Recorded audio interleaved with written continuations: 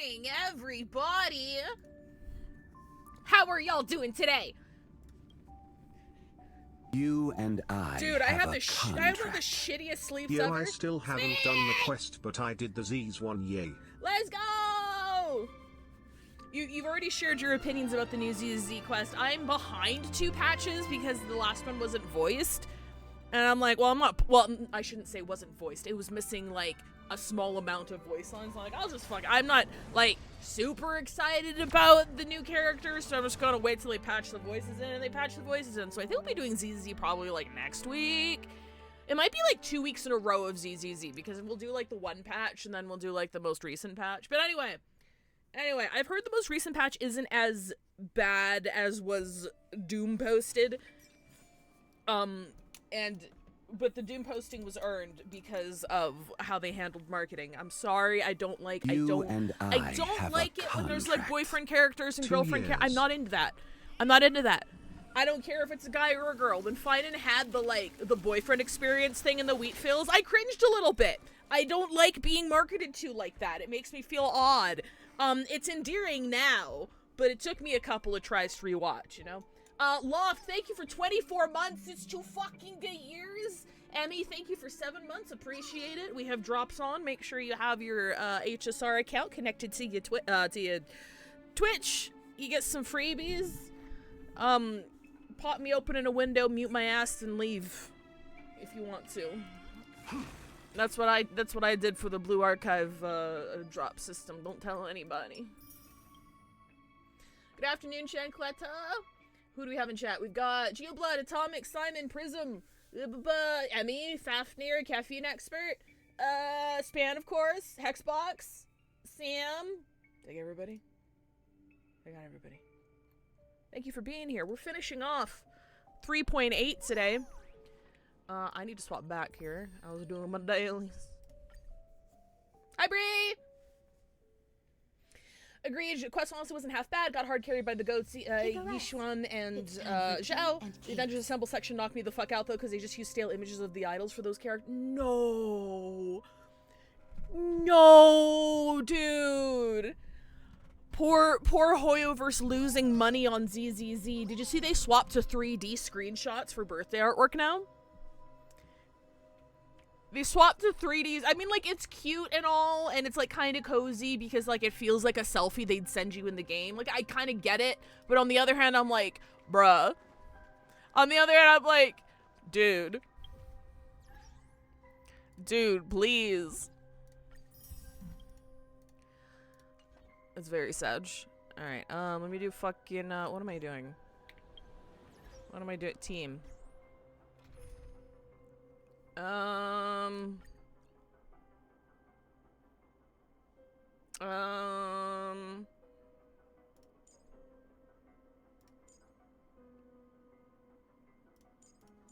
Oh shit, well I can't you know what, it's fine. It's fine, we're gonna do this.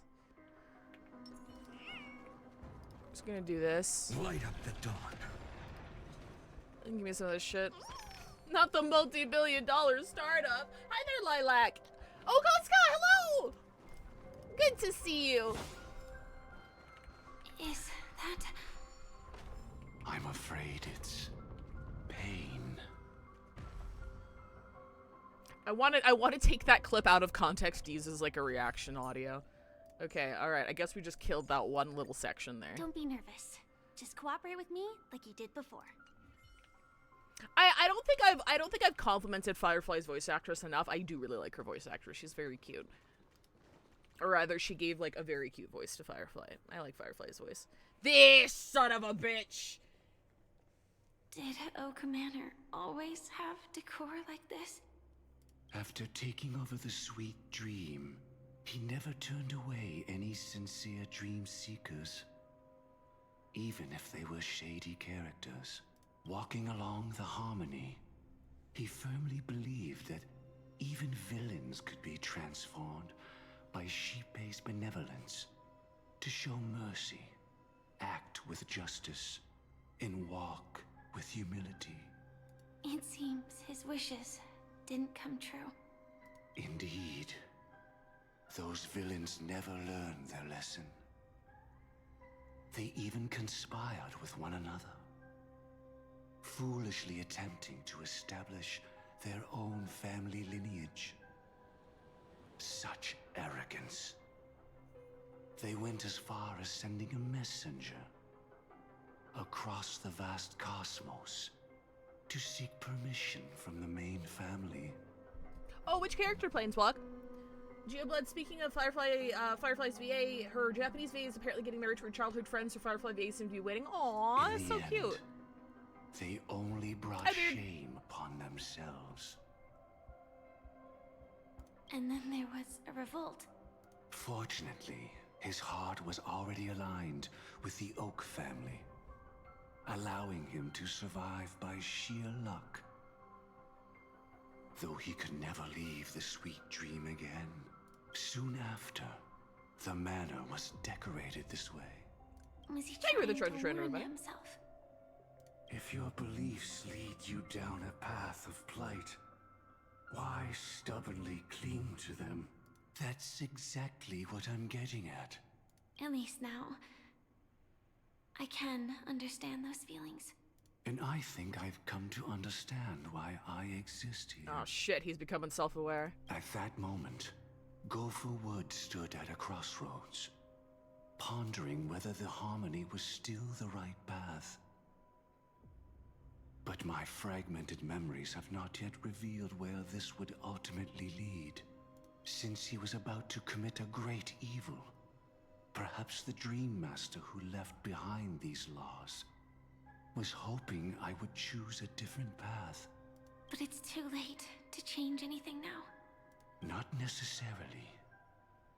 We might as well keep moving forward. Good intentions are always the final creation of evil deeds, for they know they must be stopped. And his past choices will reveal his schemes to us. Okay, so this iteration of Gopher Wood is like a he's a divine law Gajinka. So he's like a snapshot taken before shit went down, it seems like.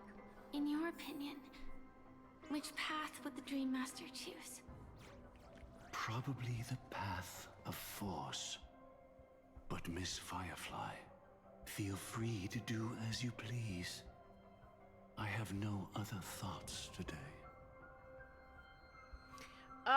Yishingguang is the name. She's like 90% tragedy by vote. Yes, the waifu. I'm not entirely. I'm not gonna pass judgment. I can't pass judgment on a character's writing based on their marketing. I can't do that. So we'll see. Of course, she's gonna be tragic. She's gonna be like, she's the tearjerker character. They need you to feel really, really bad for her. But also it's ZZZ, and ZZZ's post-apocalyptic, so everyone's fucking sad. You must use force, cast stones at the guilty. If the wicked cannot suffer disgrace, how shall righteousness be shown? Deceit is the only way. Press on, even without a path, to keep hope alive in people's hearts. Never reveal the inevitable death. Hey, this sounds interesting. Let's go this way. A fraction of himself is what I interpreted. That's fair. That does make sense. Fucking Dottore moment. Can I not click this? Okay, I don't think I was supposed to be able to click that. Alright. Oh, that's right. Oh, that's fine. Oh fuck, we're a side-scroller now. The road not taken can never be retraced. Oh, okay. Even in dreams, this truth remains. Firebird, thank you for the 25-stream streak. Nanook, you son of a bitch! In the end, all paths lead to the same destination. Human will, it seems, truly has very little impact. Is this? The manifestation of Nanook and the fall of the Eternal Centurion. Such news has shaken the universe, and I've long since known about it. So why would a messenger of the main family take the trouble to visit this frontier? Just so you know, I'm here to deliver punishment, and you're the guilty one. I barely escaped death, and I still can't reveal my true form. Tell me, why have I been branded a criminal upon returning to this place? You've already confessed to your crimes. Ah, shit. The envoy's woke. The family doesn't tolerate incompetence, even from a branch leader on the frontier. Not only did this one fail to quell the situation, he was even murdered. If it weren't for Nanook's manifestation, the Eternal Centurion would have descended upon Penacony to eliminate these villains. Okay, I'm officially lost. But you survived by sheer luck, and I set out for this very reason. You must settle this matter yourself and reclaim your lost respect. Not for yourself, but for the family. What manifestation?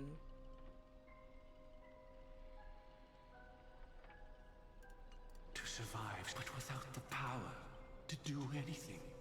Therefore, your crime shall be punished with a blessing. I shall bestow upon you another crime.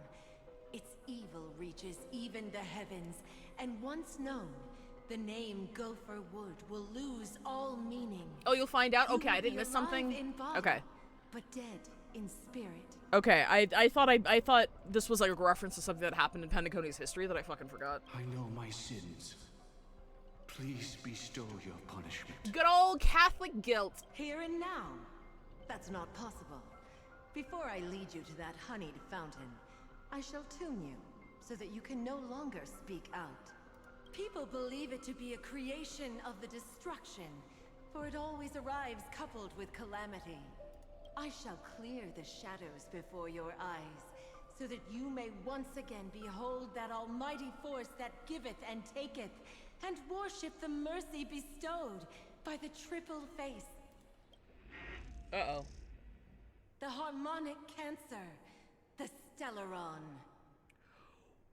What? What?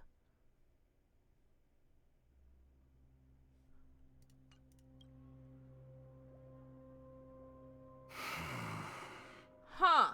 Did the Dream Master already know back then that the Stellaron was actually a creation of the Path of Harmony? Was he forced to manipulate the Stellaron under the family's orders? I'd like to defend him, but calling it forced would be self-deception. He claimed he was powerless, not that Shipe taught us we shouldn't do this. Whatever the family's true face may be, right now, Gopher Wood is no longer a follower of the Harmony. What if you were the one standing there? Perhaps I too would betray the Harmony. But in any case, that would only mean I found the family unworthy of obedience.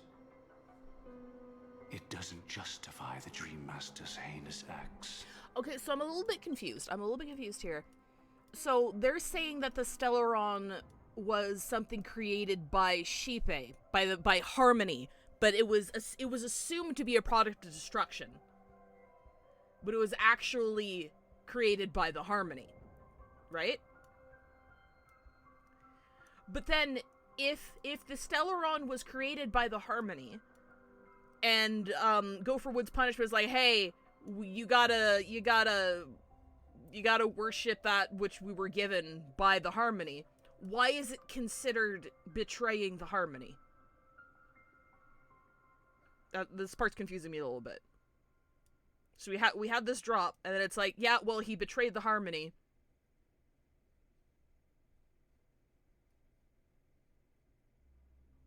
I'm a little confused.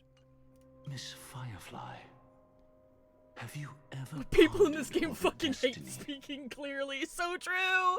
I often wonder if we could face our past decisions again. Would we really make different choices? My guess is it's because it has something to do with Harmony absorbing two other paths. So did it not have three faces before it absorbed other paths? That's rhetorical. I don't think we know the answer to that. Unless we do. If we do, please correct me. Clear the shadow was beginning to hold Almighty Finger that worship the mercy bestowed by the Triple Face. Stellaron is actually creation of the Path of Harmony, forced to manipulate the Stellaron on the family's orders. Calling it force would be deception. Shipe taught us we shouldn't do this. Whatever the family's true face may be right now, Gopherwood is no longer a follower of the Harmony. Yeah, this part's just a little bit unclear to me here. Ooh, tall! No danger detected, but never let your guard down. What can I... Stellaron is the harmonic cancer. What can I do with it?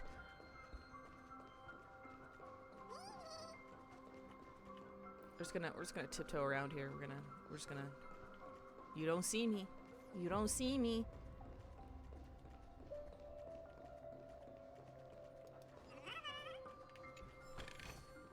Inspection complete. Nothing suspicious. So, like, yeah, okay. After this event is when Gopher would stop following the Harmony, is what it means to be... No, for sure. Because we know that he followed the order. And we know that's what he got, like, Sunday to do. It's in that puppet's hand, Lady Firefly. Got it. Puzzle time. I'm good at puzzles, I promise. Rest Mikhail? in peace now, old friend. Mikhail, was it you who killed him? Is that what you think of the Dream Master? Someone so unforgivably evil. He was once the Dream Master's closest friend. But they ultimately parted ways due to their differences over the sweet dream. Mikhail once gave the Dream Master a wristwatch. And even though it's broken now, he still treasures it to this day. I came for a confession, old friend. I wonder, what did death feel like to you? I died once, yet returned to the mortal realm. If you were as fortunate as I was, would we still walk different paths?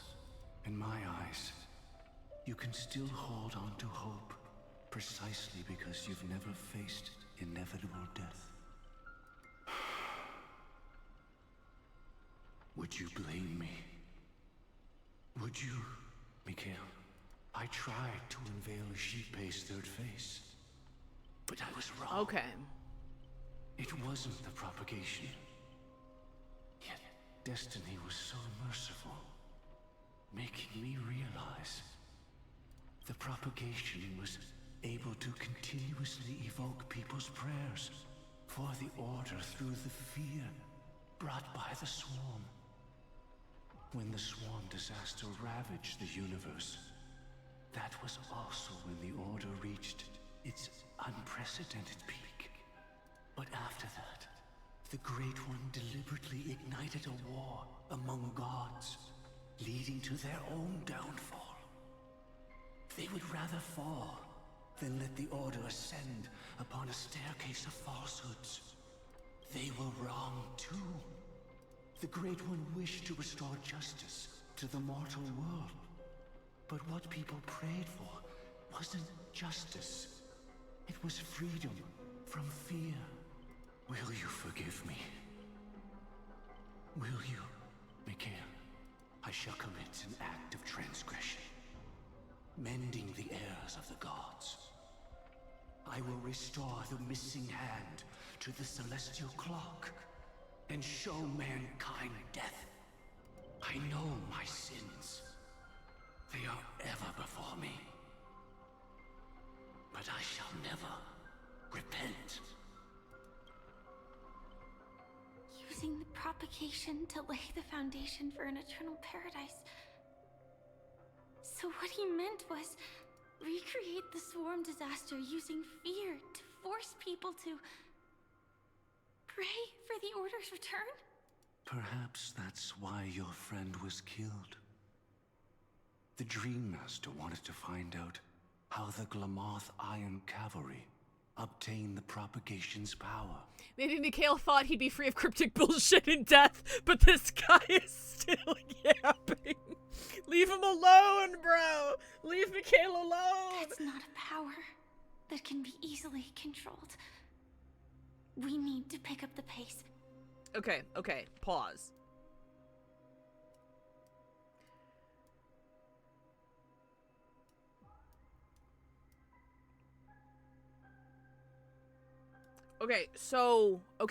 So basically, I'm gonna summarize here. Correct me if I'm wrong. So what happened is Gopher Wood thought he was following the Harmony, right? And then because of him bungling Space Australia and bringing dishonor upon the family's like, you need to like pay for your sins of dishonor. And, like, you need to restore honor to the family. And you're going to be doing that by, like, I guess they'll help him do that by showing him what to truly worship. And that object of worship is actually the Harmony's blessing, which is the Stellaron. So the Stellaron was assumed to be a product of the destruction because all it does is blow shit up. But for some reason, it's actually a blessing of the Harmony. And through Gopher... And apparently, the Harmony has 3 faces. Or Sheepe has 3 faces. And only one of them is Harmony. And he was trying to unveil the identity of the 3rd face. I'm not sure if we know what the second face... Do we know what the second face is? He was trying to reveal the identity of the 3rd face, and he thought Sheepe's 3rd face was propagation. But it wasn't propagation. It was the Order. Because the propagation didn't rise to, because the way that Aeons work in this game is they're manifestations of ideals. So the propagation didn't come to be because people believed in it, and therefore it wasn't Sheepe's 3rd face, but the existence of the propagation led the population to pray for order because of the chaos the propagation created. So that's why the 3rd face isn't propagation, it's actually order. It's order utilizing the propagation in order to gain faith from the people. Second face is Enna. Okay, wait, which one's Enna? I'm Googling this. Hang on.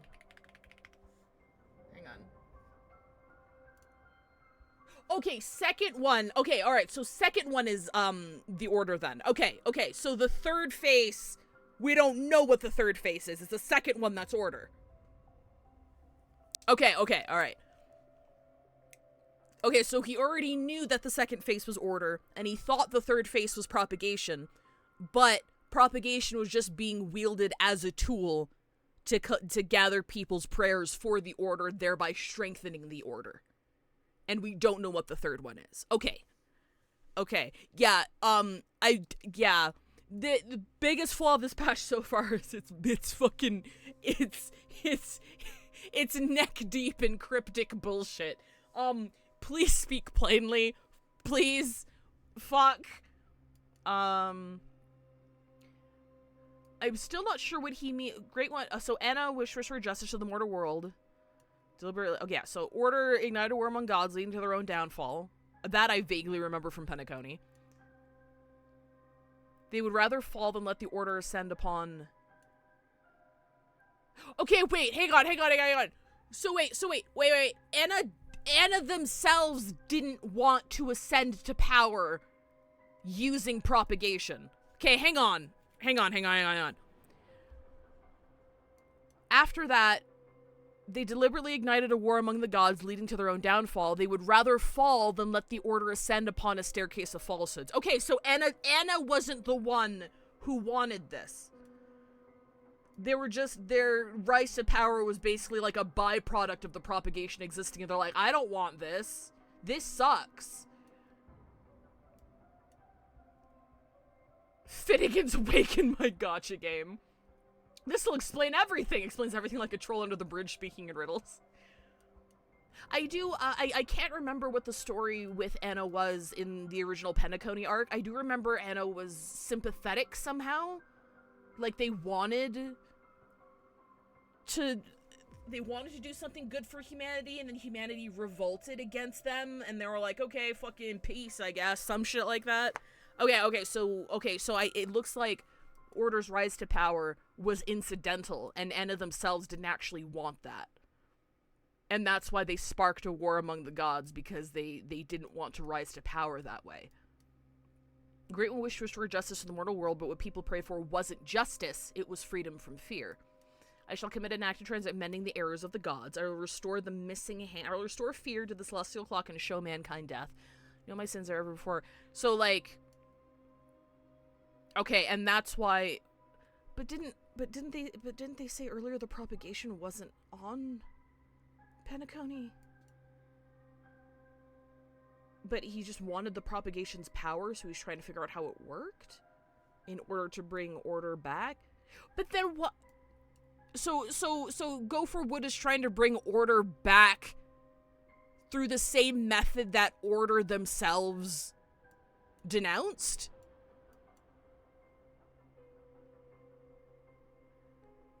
So, like, propagation exists. Propagation's existence incidentally leads to a rise in Enna's power. Enna's like, no, that's bullshit.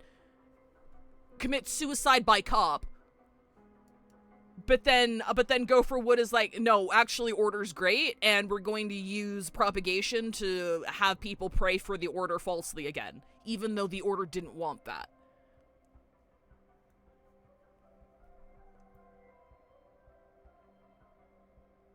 It didn't start in Penacony, that doesn't mean it can spread to it. I'm looking at the wiki state. According to Anna got assimilated to Sheepae during the swarm disaster. Yeah, so that checks out, because that lines up with them letting themselves fall. I'm just I'm just a little bit confused as to why Go for Wood is trying to invoke propagation's existence leading to an increase in power of the order if the order themselves didn't want that. Is it just arrogance? Does he just think he knows better?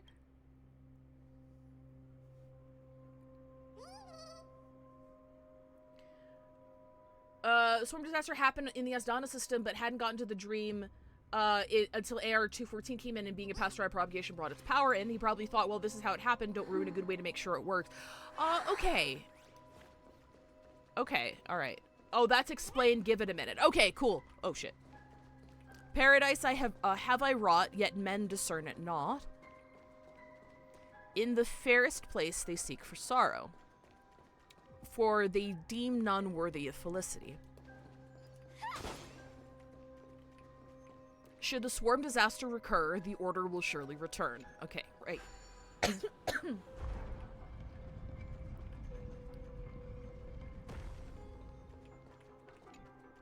I don't know if Anna's gonna be all too pleased with you, buddy. Past this point lies the Grand Hall at the end of Oak Manor, and before us lies his final decision. Where to go after turning away from the harmony. Since he wants you to choose again, which side will you take? Go ahead with whichever path you think is right. I'll take the other one. Don't worry. I can't change anything. Even if I have a sudden awakening, it would only give the Dream Master peace of mind. He deserves absolute punishment and must be brought to heel. Anna really just got dragged out of their Minecraft server. It's a little fucked So up. you made a different choice after all. I will stop him. I hope everything goes well. This is goodbye, then.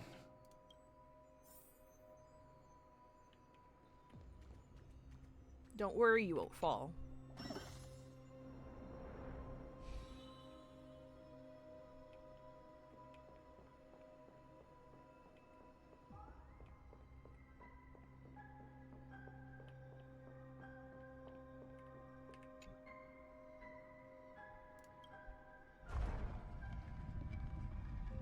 Let the propagation rain down heavenly fire once more, heralding the mournful cry of death.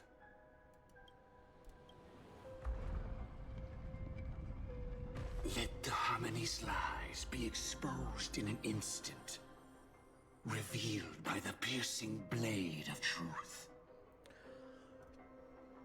Bruh, this is giving me such hope for fucking really cool Robin development in 4.x if like Harmony's a fucking sham. Come on, man, that'd be dope.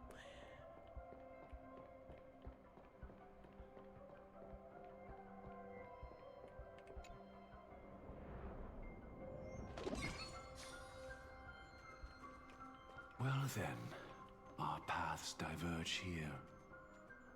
You go towards life, and I towards death. Which path is better? Only the gods know. Gods don't know shit. I thought we established that already. Desolate Oh. sight. Hello? Never let your guard down. If you willfully sink to ruin, why press so hard for the truth?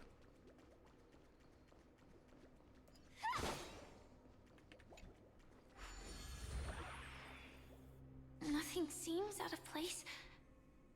Did I pick the wrong one? Urple.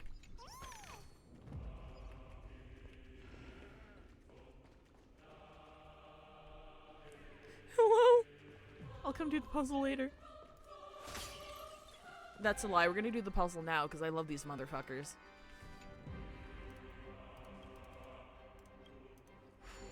This music's kind of dope, though.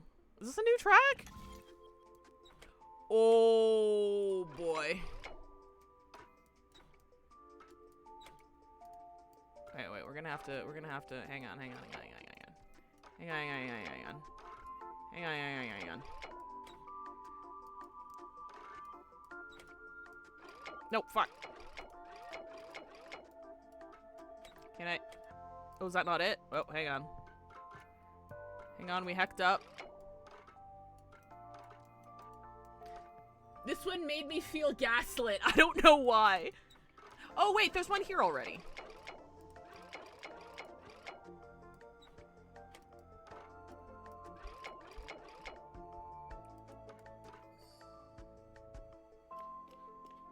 Bop it up, up, up. Okay, so there's only one way out of here. So I probably have to do something with this. No.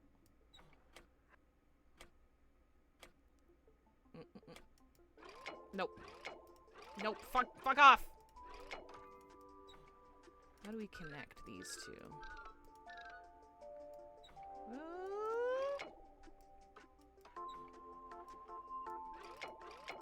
Not quite.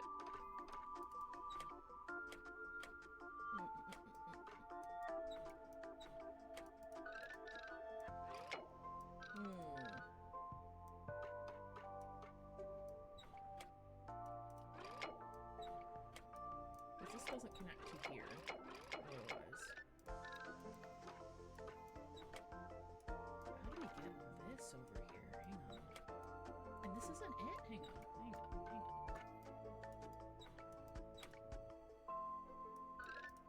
There we go. It was this side. I was like, I thought this was it! But I forgot to connect it on this side. That's my bad.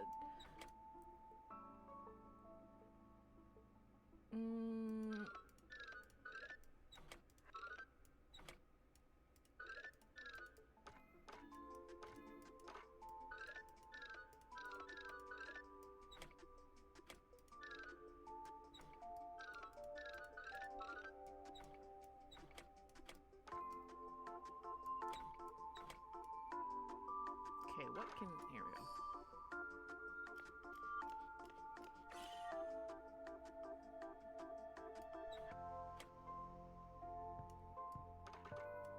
Okay, this is the only thing that reaches there, so something needs to connect to here.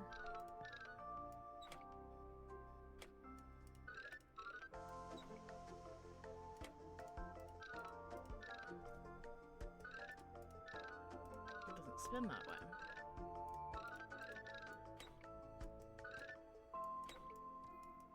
Fuck! No, that only goes back.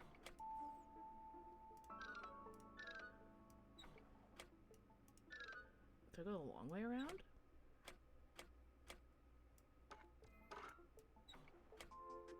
No, that's still the only thing that connects here.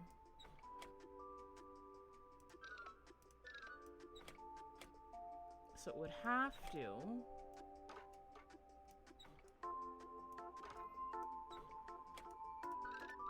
Okay, yeah, so that needs to stay connected, but then where the fuck does that go?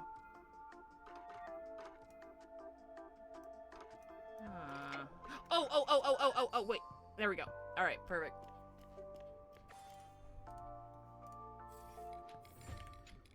Thank you!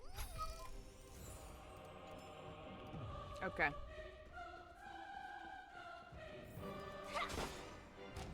From death comes life? The secret of receiving the Stellaron, seize the Pathstrider of propagation. With this, I shall recreate the swarm disaster. Seize the Pathstrider of propagation. And welcome the arrival of the Great One. Hi, buddy!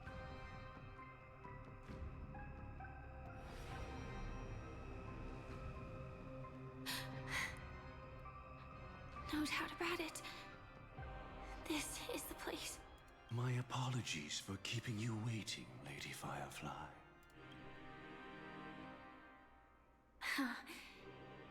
It's you. It seems the other path leads here too. The illusion of free choice.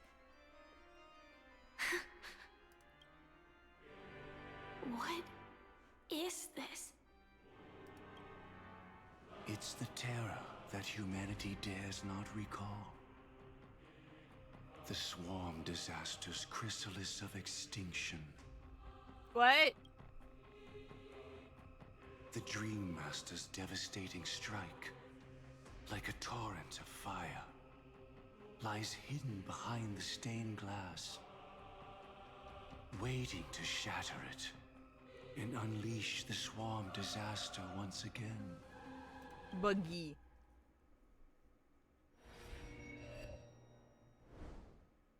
How did the Dream Master become this powerful? We need to stop him. Or maybe stop me. As expected. I shall end this matter on his behalf. This thought, together with the power beyond the window, completes a single, true, divine law. Divine law? Everything you saw along the way, none of that was meant for you. It was meant for me. So that I could bring you justice. I don't see any justice in any of this. Lady Firefly, I assume you've pondered over destiny too. I don't think it can be used as an excuse for anything. Even if the ending is predetermined, we can still decide how we get there. That's just self-deception. You've never been able to change the course of events. When we stand at the crossroads of choice, no matter how many times we start over, we'll always make the same decisions. By that moment in time, we've already been shaped by our past, believing that choice to be the only correct path. All the past you've left behind has already determined your future. Your friend tried to escape destiny, only to meet the same end. And now, here you are, no different. But the person you met today is someone who has rewritten their destiny. Well then, I'll offer you my sympathy, Hunter. As far as I know, there's only one way to rewrite destiny. Give up your true desires and stop walking your own path. In doing so, your destiny will indeed change, and you may even sway the course of the world. Okay, but I thought she didn't matter, bro. But from that moment on, you will have killed yourself. Alive in body, but dead in spirit. Second death time! We're willing to pay to defy destiny. Not everyone chooses to surrender with their hands up. Everyone has the power to see the world as it is, and to bear that weight. This is the true meaning of sacrifice. Why are they speaking in tongues? I was gonna say I got a fever today. I'm not understanding fucking anything, but then I realized that's how I normally feel about HSR writing, and yeah, you're not wrong. I admire your resolve. Since you don't mind sacrifice, that's enough talk. Stand down, Hunter. You can't stop that strike. Not without Dahlia on your break team. I won't let you get away with this. Oh, really? How did the Harmony succeed in spreading its cancer across the universe, then? Fafnir, like, I don't think that's a you thing. I don't think this part is written very well.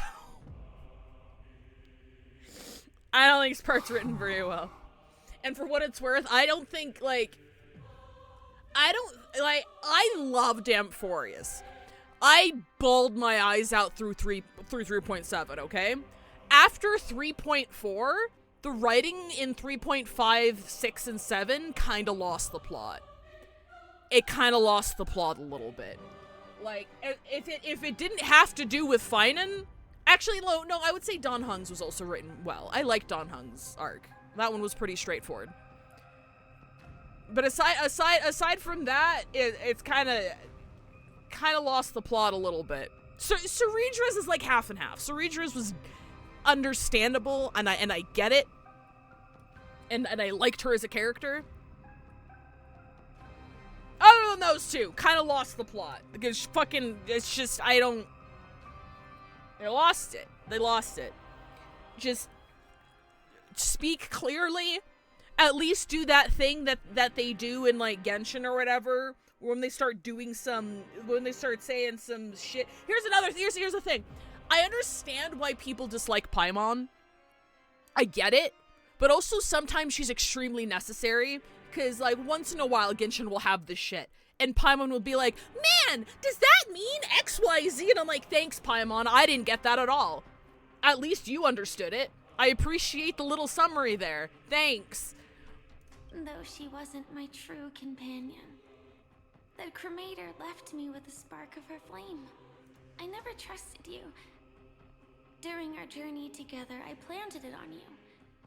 And now, I'll let it reignite. It can burn away a thread of thought with ease. Wait, what? Wait, she can do that? Wait, how can she do that? How can she... What? Is that not a power that's, like, limited to, like, memo keepers? How can she do that? Impressive. But do you really think you can get ahead of me? No. I know Dahlia's a memo keeper. What I'm saying is, how did Firefly do that? She's like, I plucked this thing that only a memo keeper can do, and I gave it to you. It's how? If I can't, How does that work? Won't run away. If that strike is inevitable, I'll be the only one who dies in this nightmare. Your courage shines like pure gold. Even so, paradise shall fall into this world of sorrow, and once dawn breaks, it will shatter in the light of day. How could anything golden abide in glory forever? I assume she was caught because she consciously got it and knew that she had it, that she was capable of. That's stupid. Sorry, that's dumb. Come forth and present your That's really fucking stupid. last heir Sorry! of the Empire. I'm not sorry, that's dumb. I permit you to unveil the true face of order. So you're telling me that anytime a cremator or like a memo keeper does something to your memory, as long as you're cognizant of it, you can just forward it to somebody else? That doesn't make any sense. That doesn't make any sense. I permit you with mortal hands to bring forth the Great One. The swarm will again devour all things and fill the hearts of the lost with terror. Someone must cast down rage in their stead. All that lives will one day die. Even so, I will still do as I've always done, and pray that I can stay alive. Get him, girl! Right? But death will come because you, out of all people, are the foremost in seeking life.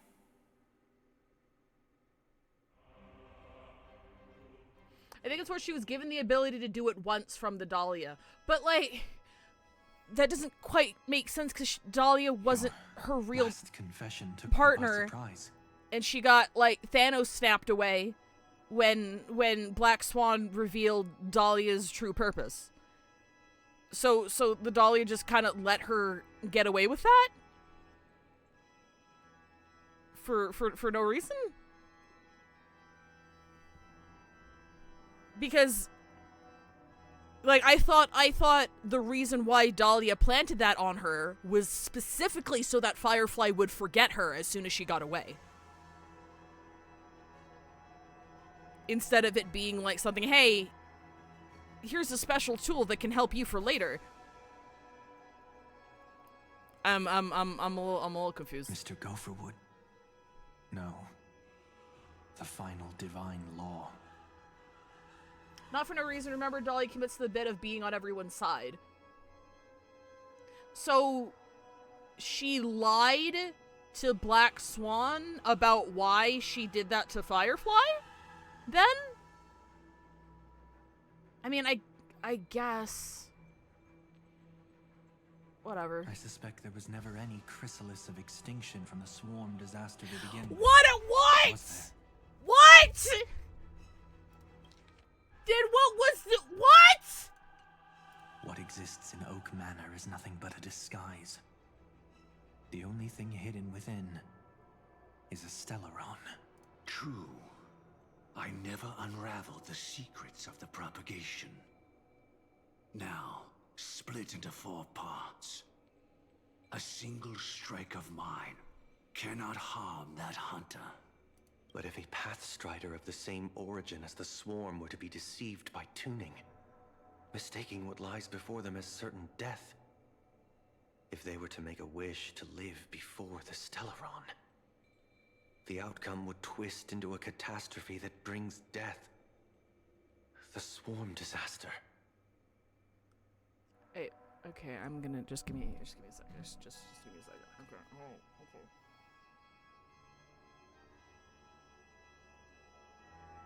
Just hang on.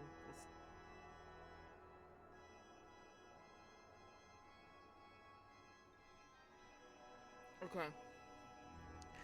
Okay. Okay. Okay. So, that gopher wood, the Divine Law number 3, right, set up that entire scene for Firefly specifically. So the chrysalis of blah blah blah wasn't anything. It was something there to deceive Firefly specifically. Because Firefly wants to live. So then she made a wish in front of the chrysalis that's actually just the Stellaron in order to live. And because she utilizes the power of the propagation as a Glamoth Knight, the Stellaron interprets that wish as bringing about the storm disaster. Is that right? Do I have that straight? Okay. I hate anime.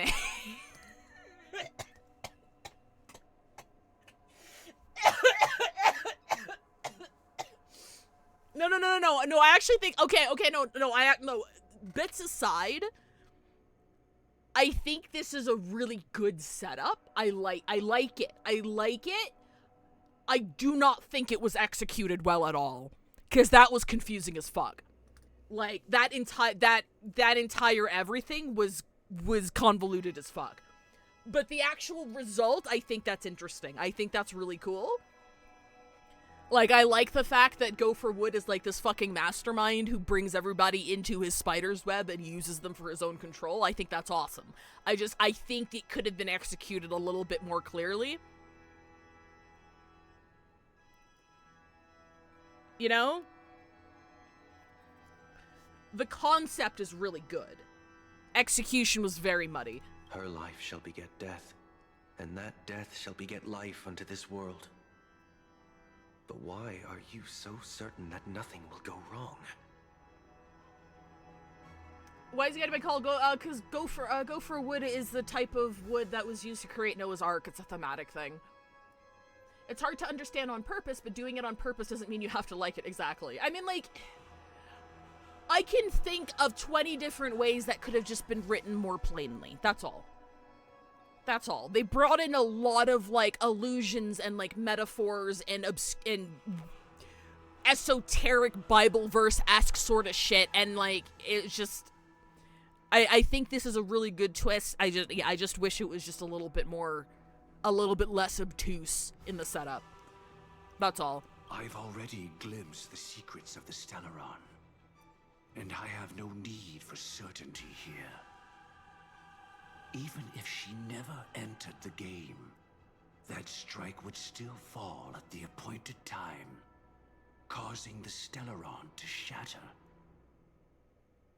The dreamers will learn that the power to destroy their own lives comes from the harmony, but that it is ultimately the worst option. And yeah, I do really like the fact that this is a setup for Firefly's second death. I think this would be her second death at this point in time. I'm pretty sure. I like the concept. I do really like the concept, and I like the conclusion that it led to. I think that's really creative. I think that's pretty cool. You should know that I won't agree with this. Too late, child. The hands of time have struck midnight. Look up at the stars. Do you know why they are so cruel? That reason shall be the final divine law. And with this, we entrust everything into your hands. Because the stars belong to everyone. They have never belonged to anyone. If you love everyone, then you love no one. Syndrome sounding ass. Hi, Beta Bash. Well, that's where our conversation ends. Go ahead.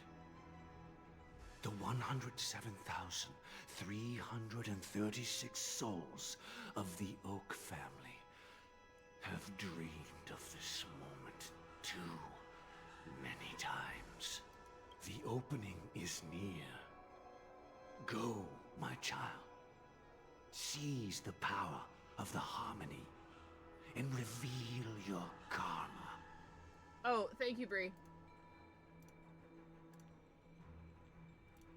I'll just go. I'll go ahead and run it now. I'll go ahead and run it now. I'll see you guys in 3 minutes.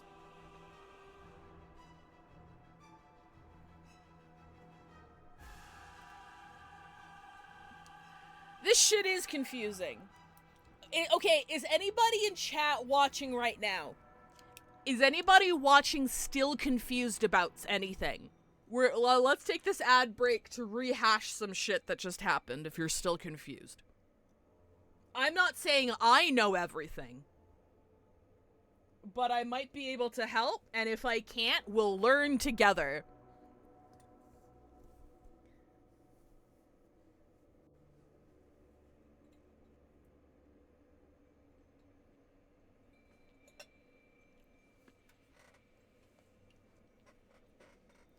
The ads have taken me.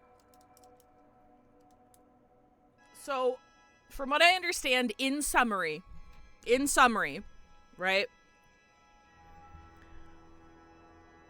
The Stellaron is a production of the Harmony.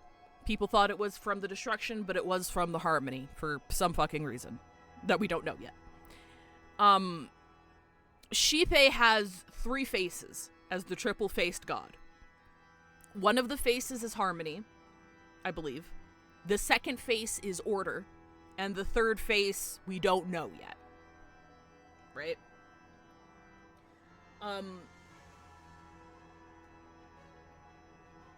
Gopher Wood was trying to figure out what the third face of Xipe was.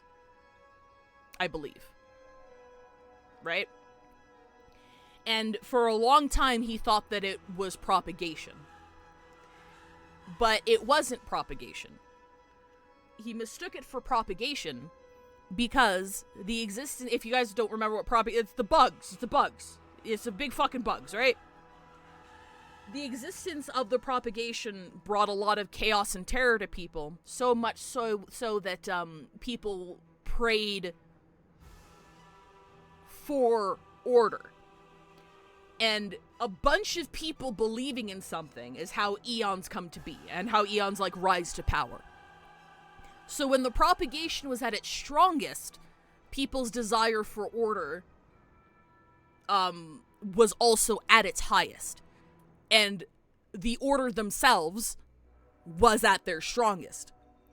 But the order was like, yo, you guys don't want order. You and I right? have a contract.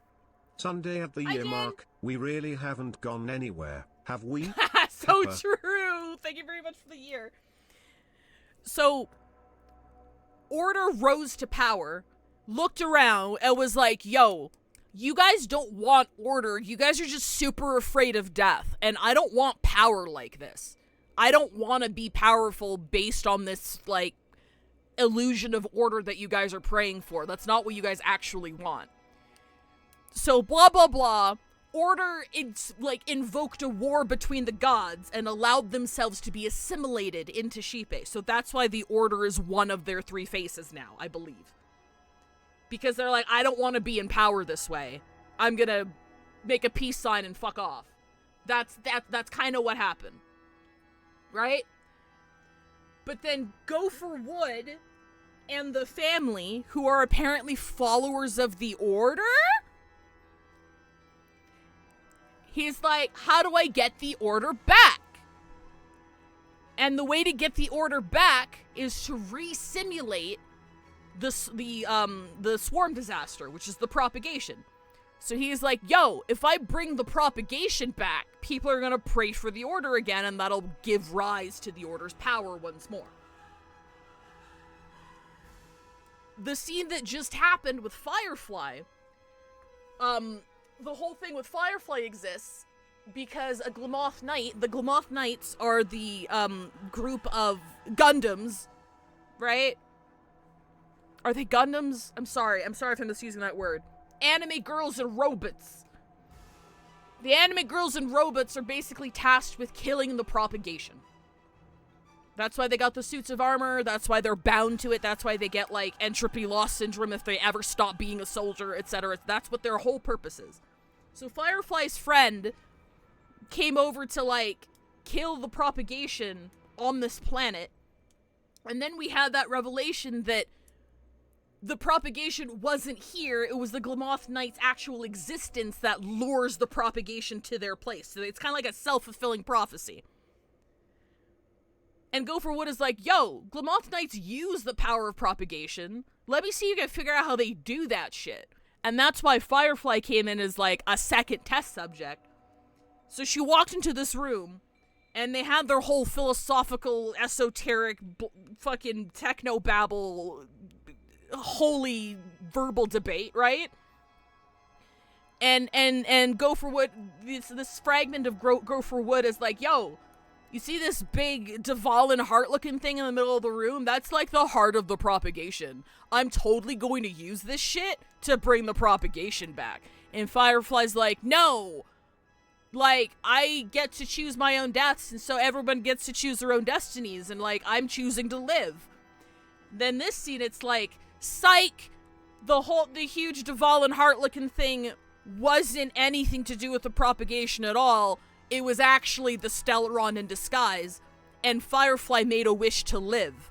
But as a Glamoth Knight, Firefly's wish to live is deliberately misinterpreted by the Stellaron as a wish made by the propagation itself, because she's utilizing the propagation's power. So like a Pathstrider of the propagation sort of making a wish to live is like, oh, you want the swarm disaster again. Got it. So that's how he's bringing the swarm disaster back. That was probably an extremely scuffed summary, but that's my current understanding of the plot.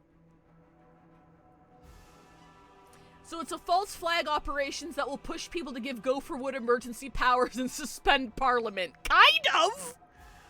Kind of?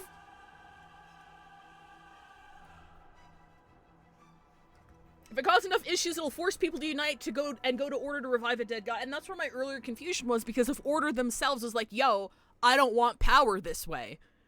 I find it kind of weird that Go for Wood is trying to summon Enna again by doing this. But apparently that's explained in a second. So I hope that helps.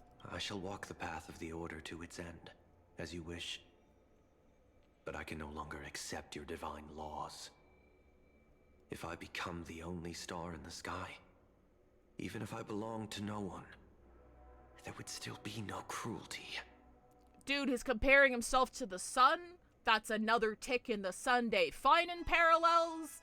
Give me a fucking break. The stars are cruel, only because they have never shared their heat with the masses, burning fiercely only for themselves. The Sazaron's wish to live was because it was the last member of its kind. So real quick, does that mean Glamoth Knights are unintentionally propagation Pathstriders? Did I interpret that correctly? Like, that was one of the revelations we had earlier in the story, right? It's like, oh, you're not fighting them anymore. Your existence draws them to your presence because you're utilizing their power. Unintentional bit. Okay, alright, got it, okay. Only because I never shaded. Why are you anthropomorphizing the stars, bro? Well, there can't be two suns in the sky. I'll step up and take down the other sun if necessary. Moreover, how could I allow other stars to shine during the day? Something like Glamoth to a flame. Is that anything? That should have been Firefly's line, honestly. Paradise shall soon be created. Not at midnight, but at noon. I shall initiate the first and only divine law of the great Septimus. I shall ascend to the heavens, becoming the scorching sun. Oh, come on. Bathed in my light, my people shall flourish. Okay. All evil shall be eradicated. You cannot fucking convince me that the like, I thought I was a little bit delusional at first. You cannot fucking convince me that the parallels between Sunday and Finan aren't completely deliberate now. You cannot. You cannot on this God's good earth tell me that it's not on purpose at this point. You can't. Get those assholes in a room together. Let them talk. For motherfucker. Yeah, Godmouth Knights are past riders of propagation by accident because of how they were made. Well, Got it. child. Okay. Do what you must. Perhaps I was never without choice, merely too entangled with the fear of losing, never knowing what was possible if I chose to act. I should become a watchmaker too. The harmony I seek has but one note, repeating endlessly, never falling out of tune. Life, too, has its time. We did it. He faded first, causing their power to lose control.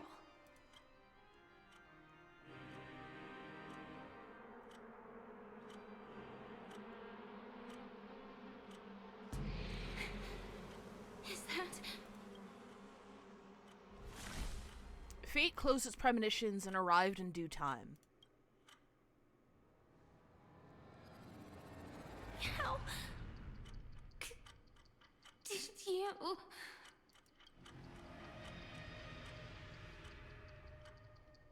Evil Sam! Comes for us all, eventually. I'm starting to hate how powerless I am. Oh, I wish that I had some way to comfort you right at this moment. Oh, don't worry. That was all in the past. She had almost reached her demise, yet she survived. Her second death hadn't come yet. It would be upon her soon. He lured a Glamoth Iron Cavalry to face a Stellaron after years of plotting. Though everything Firefly had learned since entering the dream was true, they were only truths that the Dream Master wanted her to see. And that is often regarded as the highest form of deception. The Stellaron answered Firefly's desire to keep living. In response, it recreated within the sweet dream the Swarm disaster and the Eon Enna. It was confined within the dream. Even a Stellaron could not truly revive the Swarm disaster. The Dream Master's actions could only evoke fear in those already dreaming. Yet this Swarm was frighteningly real when you consider the next steps of his plan. Enna's dream had enveloped the entire star system, which meant the Swarm disaster would gradually become indistinguishable from reality. Oh, that's true too. I forgot about that part. The propagation would awaken the most primal fears in all dreamers. Through their cries, the path of order would be sustained, until the entire cosmos drowned in a singular dream. You engaged in a decisive battle with Sunday at the Penacony Grand Theater afterward. He had, without question, become an emanator at that time after usurping the Harmonious Choir. But you showed no fear, and gave it your all in your fight against him. And you emerged victorious with the help of your allies.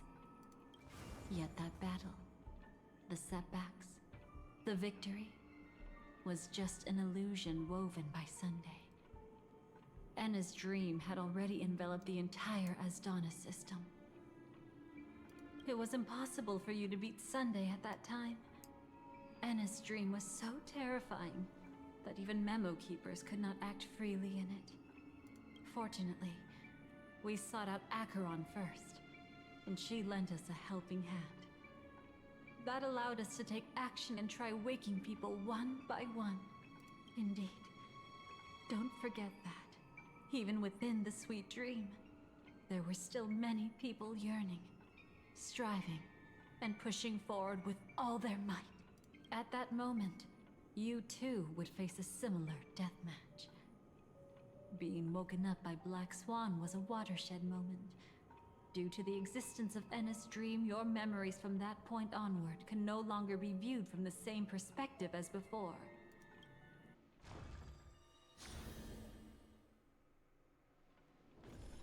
It's not that they're not real enough. Things always look different when viewed from different angles.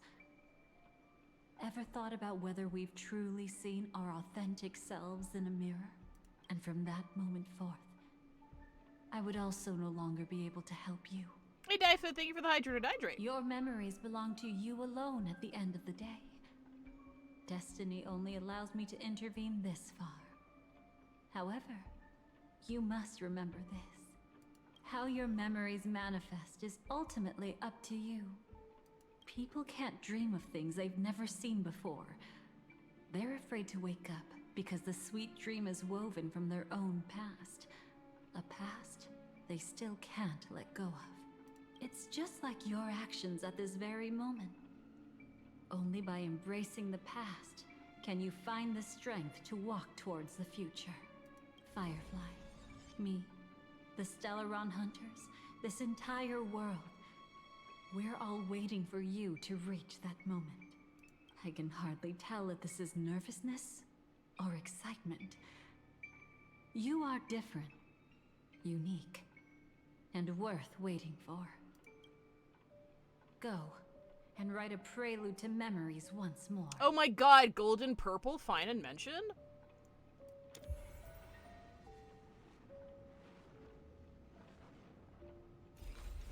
From within the ashes of time, you must reignite destiny.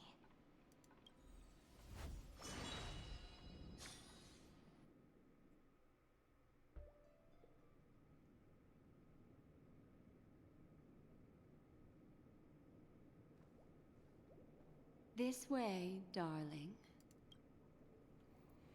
Are we retconning now? Is this where the retcon happens? At least I got my little guy with me.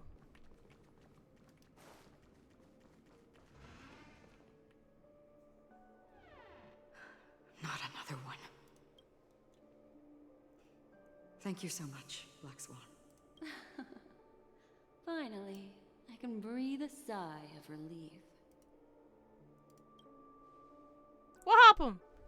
I understand you must be confused, and will do our best to shed light on the situation. However, before that, it's essential to know that this place is the rift between dream and reality. A place reserved only for those who have awakened from Enna's dream. Do you remember Sunday's ambitious plan? He intended to harness the power of the Stellaron, the collective will of over 100,000 Oak family members, and the desires of everyone in Penacony to usurp the harmony and restore the order. Unfortunately, it didn't stop there. From the early days of our journey into Asdana, we were already affected by the Stellaron. That strange dreamscape where we met. Maybe it was a sign that your thoughts were beginning to drift away. I don't think the goal of the Order was to put everyone into a deep sleep. Quite the contrary. They used the Stellaron to catalyze the leakage of Asdana's Memoria into the material world, allowing the dreamscape to blend with reality. People think they are awake, but their spirits have long since stepped into the Temple of Order. This is what makes Enna's dream so powerful. In this paradise governed by the Order, everyone indulges in their delightful dreams and lives happily ever after. I believe what you experienced in the sweet dream, except for that flaw, was real. Only in this way could you reach the destination, lifting the crisis in Penacony and embarking on your next trailblazing expedition. If it wasn't for Acheron's plan, we might have been trapped in this dream forever. Well, I'm not as fortunate as she is. Even if I'm a memo keeper, I was still influenced by the power of the Order and fell into hallucinations. However, thanks to your memories, now we still have a chance to turn the tide. We still have a chance, though. To make it happen. Please, Black Swan. Guide us to those with a strong will. The truth of the dreamscape runs deeper. We must notify anyone willing to wake up, so we can end the long night together. All right, please come with me.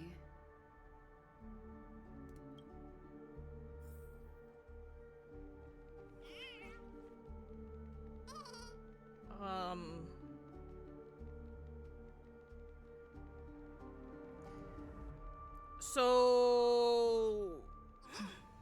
Yeah, no, I'm not even gonna pretend to begin to understand that. I'm not, mostly because I don't remember, I don't actually remember what happened after we defeated Sunday. I remember Black Swan was there, and there was like a fake credit scene, and something happened, and it's kind of a blur at that point, so we're just along for the ride. We're just,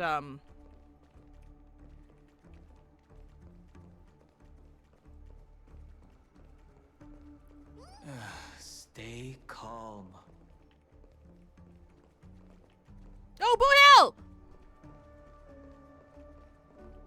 I bet that even if I don't resist, you'd still... Time to get down to business, cowboy.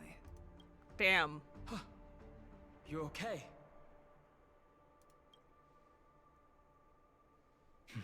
A memo keeper is looking for them. We must do everything we can as well. Quite the fateful encounter we have here, friend. Seems you're also a light sleeper. I'll send you some of the IPC's sleep aids one of these days. So you defeat Sunday, but then Black Swan grabs you and points out why was Misha in reality, so you wake up, it turns out Anna's already in charge of the system, and you fell into that dream the moment you hit the system. Oh, that's right. Okay, so nothing's been retconned yet. This is actually just what happened, right? Unfortunately, we need to stay awake right now rather than sleep. We're still nowhere near capable of breaking free from Enna's dream. Let me break the bad news first. The enemy we're up against isn't just Sunday anymore, nor is it the harmonious choir that he's usurped. The Dream Master has awakened the swarm disaster within the sweet dream, and cast shadows into the hearts of all dreamers through Enna's dream. The primal fear taking root in people's hearts had led them to call out to the Order for protection. Right here, just before it was just Robin, now it's these three. Oh, okay. The path of order is gradually being restored, and this has transformed Sunday into Enna. Wait! What?! Specifically, he's just one step away from becoming an Eon. The IPC's starships converged here at an opportune moment, and the power of the preservation seeped into the sweet dream to prevent him from completely ascending. However, that is only temporary. With the IPC around, the cosmos doesn't need a second order. But it doesn't make much of a difference for us. Sunday's true form has broken free from the dreamscape, becoming as vast as an Eon. The Asdana system is no more than a plaything in the palm of his hand. Okay, so wait, so the weekly boss battle that we had, that took place in the plot, wasn't real? Was it ever real, or are they just saying it's not real now?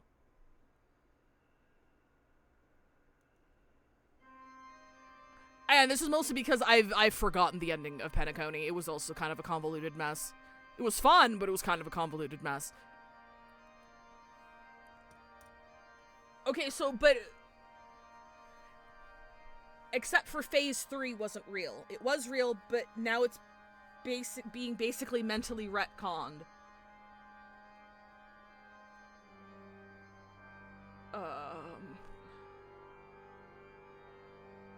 Yeah, no, don't worry, I don't blame you guys or any, this is kind of, it's not, because, like, when Dahlia showed us the timeline, she, like, wiped the boss battle from the timeline as well. Because, like, I know that in the original fight, the whole thing is that he was going to ascend to become, I think it was the Aeon of Philosophy. Like he was set to ascend to become the Aeon of Philosophy, and we stopped it. So did that still happen, or did that just not matter, or was that fake? Indeed. Forget about stopping him. We can't even manage to face him again.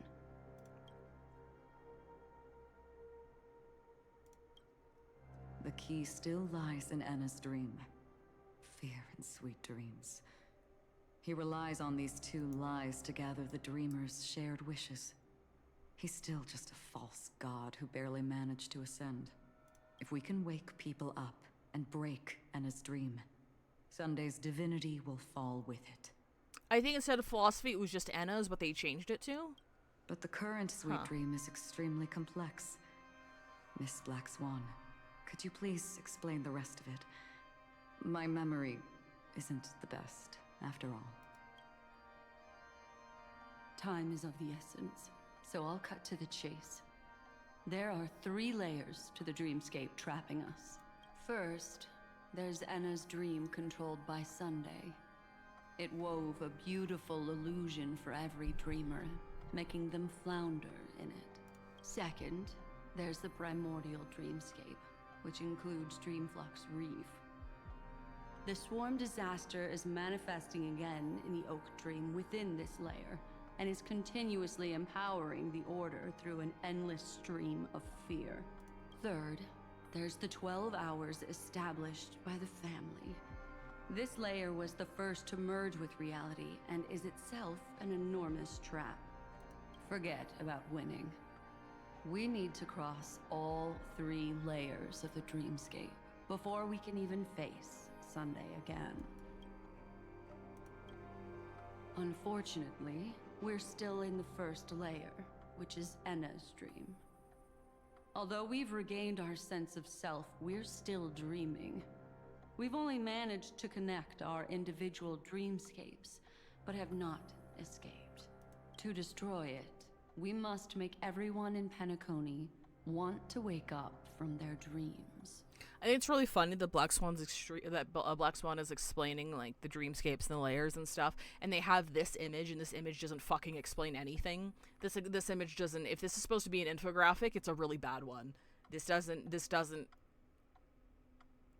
explain, like I have to squint and be like, oh, okay, I guess this represents that, and I guess this represents the second layer, and I guess this is the out. It's not clear. This is not a good visualization of what she's explaining.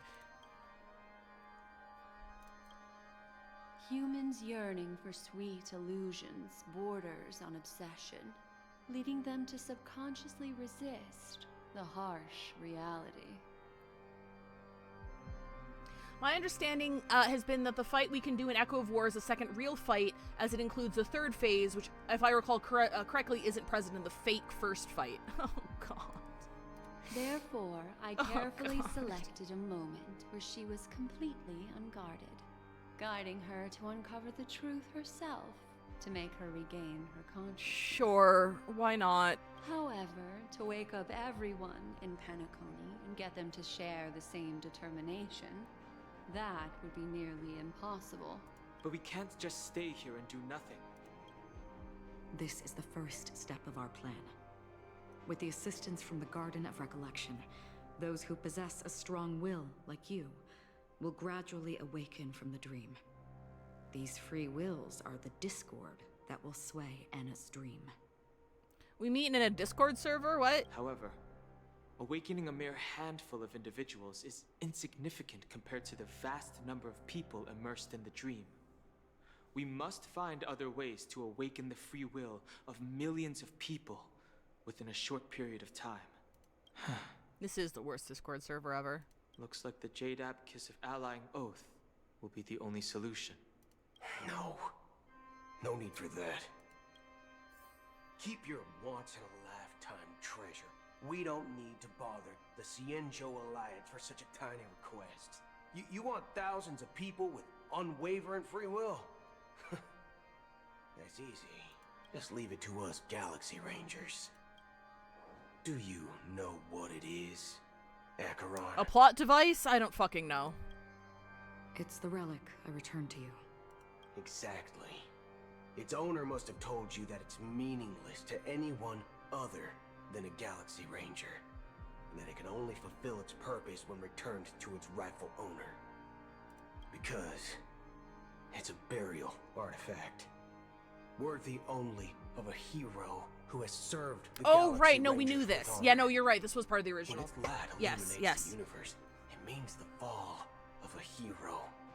And in the direction it falls, countless meteors will streak across the sky.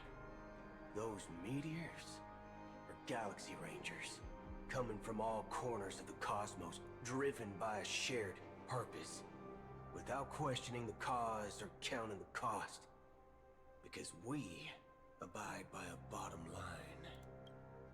The shooting stars of the hunt only descend on the longest night, and with them comes the dawn. We've stayed silent for far too long. Now, it's time to remind all the cowards, oppressors, and villains of the universe of our presence. I'll be the one to ignite the first spark. This should be enough to delay his ascension to godhood. As for the foundation of Enna's dream, it would take an immense power to shake it in an instant. Okay, but what do you mean? What do you mean delay? Didn't they just say that he's there already? Didn't they just say that he barely made it, but he's there? I think that shouldn't be too hard. Not all the way. Okay, I must have misunderstood. So, you're the key in the end, I assume? Even if it is just a counterfeit god, we'll need an emanator to step in. Perhaps it's not about being an emanator. This is a different collective wish. I will do everything in my power to strike down that evil god for you all. What about the other two dreamscape layers? There's nothing we can do about them. They're even more dangerous. Unlike our current gathering, the dissipation of Enna's dream will take time, which will draw Sunday's attention. Exactly. Once we enter the next layer of the dreamscape, we'll be facing an eon's strength head on. But by then, we'll have played all our cards. Enna's dream is no ordinary matter. Even with Constance and me giving it our all, we can only reach the few of you here. It's impossible to find more help. As for beyond the sweet dream, our only hope lies in intervention from other eons. But that would be tantamount to igniting a cosmic war among gods. The Order is one of Xipe's aspects. Yet the Harmony stands idle at this moment as Enna is being reborn, without any further intervention. There must be some deeper reason behind this. But time is of the essence. We must take our fate into our own hands. In other words, those who only want to survive by playing it safe will die. All those who dare to face death head-on will live. I like that. Just these few people? Oh well, that'll do. Minors aren't allowed! Put it down. You're just a kid yourself. You're right, I'm 3 years old. It's not just Penacony. The entire Asdana system is done for. A Stellaron hunter? She was at the edge of the Asdana system, but she still got dragged into this mess. Just finding her nearly wiped me out. Quite a bold investment strategy. Tell me, with such a huge risk, what kind of payoff are we talking about? The other 2 layers of the dreamscape will be handled by the Stellaron hunters. One of our associates is searching in the 12 hours for the other person chosen by the Harmony. Oh? Miss Robin? She broke free from Enna's dream through her own strength, and left behind a song for those in slumber. It's true that some people are born strong, and others are born weak. If the Trailblaze is the target of heroes, then the Harmony will guarantee that the strong help the weak. Only the people of Penacony themselves can be the saviors of their homeland. Their path of happiness should be forged by themselves. While I may not be a nameless, I'm willing to instill courage in all those who need it. This includes my brother as well. Anna's dream is too cruel for him and everyone else. I see. So, we were able to wake up thanks to Miss Robin's help. But the flaws rooted in human nature can't be eradicated overnight. Do you believe that these efforts alone are enough to convince everyone to choose the right path? I agree with you, Black Swan. That's why the most critical aspect of this plan is not to convince everyone to choose the right path, but to inspire them to save themselves. They'll stir up something big to help break you free from the 12 hours. As for the primordial dreamscape, Sam is standing by, just waiting for you to break free from Enna's dream.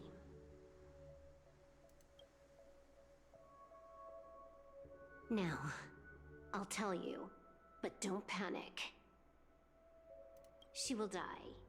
She will die a second time, facing everything she wants to run away from. Oh, so she hasn't died yet. Okay. But her fate will be determined by you. She will help you break through the second layer of the dreamscape. Then, she'll fall into Enna's dream, which hasn't fully dissipated yet. If you defeat Sunday and wake her from that dream, then her second death, too, will become nothing but an illusion. Okay. But if you fail, the dreamscape will ultimately merge completely with reality, and her death will become a fact. Okay. But that still doesn't solve the fundamental problem. What about Sunday? He could wipe out all our efforts with no more than a glance the moment we cross the 3 dreamscape layers. Oh, Miss Memo Keeper. It's time for a game of recall. I once said something to you lot back in the Oak Dream. So long as my trump card remains unplayed, none will dare see the hand through to the end. And now, it's time to reveal that ace. Let me point out 2 mistakes. One of them is yours. Having personally been to the heartland of the Dream Master's plans, wouldn't I have already found a way to inform the IPC? The fleet's deployment was never meant for a direct confrontation. It was to seed the Preservation's heart into the dream. The other mistake was Sunday's, and it was a fatal one. He should never have confiscated my cornerstone. He should have kicked me out right from the start. That's how every gamble with me goes. The moment you sat down at my table, you've already lost. A jade-colored light still sleeps deep within the dreamscape, and it does not require the presence of its owner to unleash its powers. So what? Even the power of the 10 Stonehearts can't rattle an existence already approaching eonhood. That's why I said the cosmos no longer needs a second order. The Dream Master's plan is indeed flawless. However, when faced with the terror of the swarm disaster, how is calling for the preservation any different from calling for the order? The release of the Cornerstone's powers will absorb the Dreamer's desires and offer them the Preservation's promise instead, guiding them to cry out these words. All for the Amber Lord. God, I fucking hate the IPC. Is this the IPC's real goal? To completely take back Penacony on a conceptual God, I level? fucking hate the IPC. What, you think I'm also trampling over others' beliefs? Sorry, but that's exactly what the IPC believes in. Don't question your own ruthlessness. All that matters is profit. The new swarm disaster will end the same way as it ended before. The hammer strike will echo throughout Asdana, seizing the Order's powers on the level of paths to launch our counterattack, leaving Sunday powerless to interfere with your actions. But a new Amber Era will not arrive because of that. Today's hammer strike is not the wrath of an eon, but humanity's battle cry of defiance.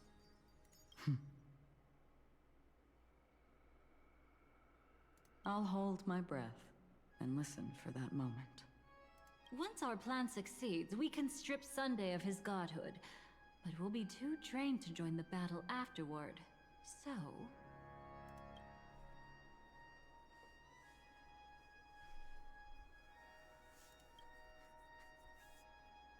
Take your time to prepare.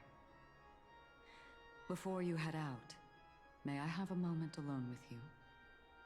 There's one more thing I need to explain. No, I'm tired of people explaining things. Can we be fucking done with it already? I am very tired of this patch. I was invested up until like the whole thing with like Gopherwood and Firefly, and it's lost me. I'm gonna be completely real with you.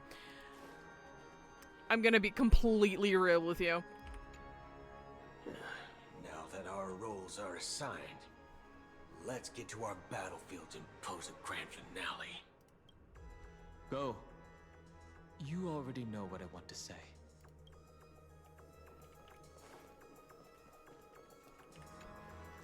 We've always been interested in the Stellaron hunters. How about we have a chat after all this is over? A chat? You're just after my bounty, aren't you? Stay in your lane. No way, I'm just after that. If you're worried about the bounty, how about I add another billion to that number? Wait, so what are you after? It's you. I've been wanting to meet you. I'm curious, why does she value your existence so much? Not now. This is not the time. I used to wonder about destiny, about where it's heading. But you can decide its destination, at least for today. The bigger the stage, the more you need to be composed when stepping onto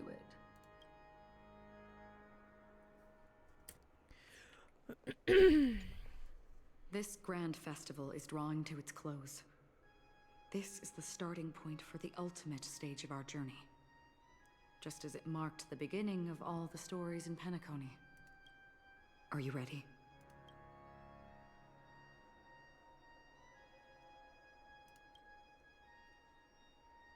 Very well. Now, please close your eyes. A glimmer of fireflies. A sigh of regret. It is because life dares to slumber that they can awaken. That still isn't a good arc phrase. It still doesn't mean anything. No, but the IPC's fantastic. It's a love to hate kind of situation. And that was the most coherent explanation we got so far. I actually feel better. I feel a lot better about the IPC taking over Penacony. Awake? Knowing that, like with this added layer to the ending. Because, like, with the original Penacony arc, I do remember just being really displeased with the IPC just, like, fucking usurping everything, and it's like, what did you actually do? Like, it didn't feel like their contribution was enough to justify the takeover, even though Aventurine was a key part of the plot. It didn't feel like it was enough for them to just fucking own a planet now, to me. From what I remember feeling after Penacony. But now with, like, this development, like, oh, okay, I get it now. Like, they were absolutely invaluable to, basically saving the fucking universe. So it's like, okay, alright, so the IPC's ownership of Penacony does make a lot more sense and feels a lot more justified now. So I really, even though the IPC is annoying as fuck, I do appreciate how they're written, and I appreciate that was retroactively given some importance there, because now it makes a lot more sense. So yeah, I did enjoy that aspect. I did like that. Sorry, Robin. It's just you. I did not wish for you to know this. It's a pity that things have turned out this way. Within the foundation of law, humanity establishes civilization. It makes sense and fills a hole, like how this entire patch was supposed to be. I like how Aventurine appearing on screen for like 3 minutes of dialogue. Aventurine's explanation there was this could have been an email summary, like, that I feel about the rest of this fucking patch. And through harmony, we obtain order.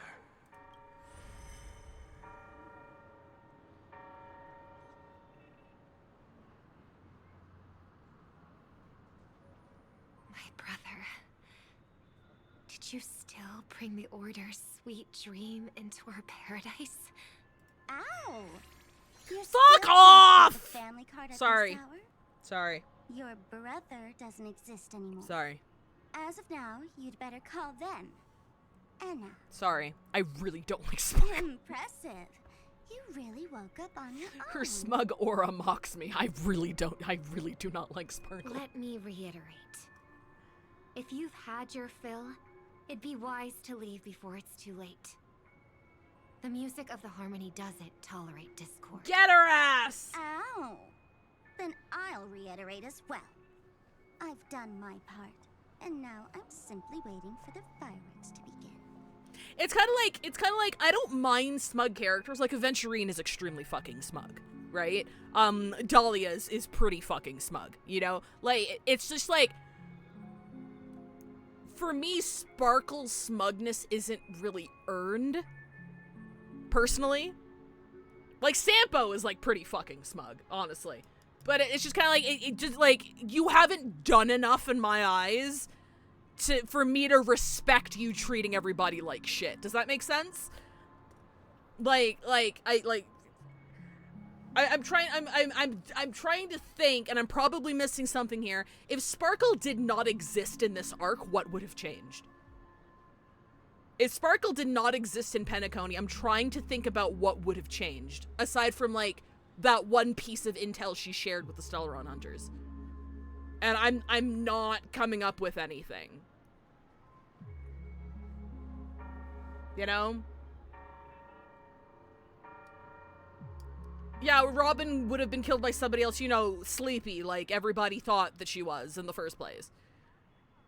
I just, like, I'm getting that, like, she hasn't earned her whimsy.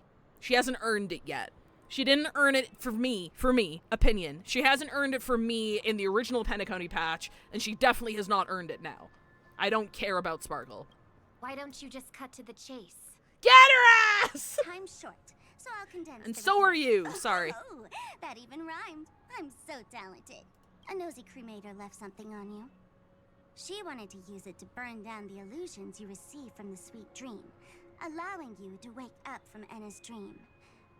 But it looks like you don't need it anymore. Sampo's smug because he very obviously plays it up to be disarming. Sparkle's smug is just, haha, I know more than you do, idiot, lol, and it sucks. Yeah, kind of, yeah. Which, again, isn't, in and of itself, isn't that bad, because Silverwolf is, like, kind of the same way. But, like, I don't know, it's just, everybody else's smugness just feels a lot more earned. Then, how were you able to reach this place? Well, a fool has thousands of faces. It's gonna take a lot to create a sweet dream that can satisfy me. Both you and I can still stay awake for just a little bit longer. Just a little bit? Honestly, I don't even need to find you. But I am just so kind. I've already killed you once to give you a chance to regain your home field advantage. You're the last festival host awake in Penacony. So, do you want to play a round of roulette? The wager will be the entire planet of festivities. Stay where you are. What are you trying to do by showing up in front of me? I want you to watch me blow up all of Penacony. Only then can everyone else launch a counterattack and wake up together. Think about it. Your brother is already a god beyond the heavens. You're not even gonna see him unless you rip open the sky. Ever heard of the trolley problem? Make your choice. Do you want everyone to go down together? Or to have Penacony make a small sacrifice? Why should I trust the words of a masked fool? Don't think that I'm just trolling you. My bombs are hidden all over Penacony. They took a really long time to set up, you know. Maybe I should blow up a few to demonstrate how they look. Let me see. Which ones should I choose? Stop. What's gonna happen to the Dreamers once the bombs go off?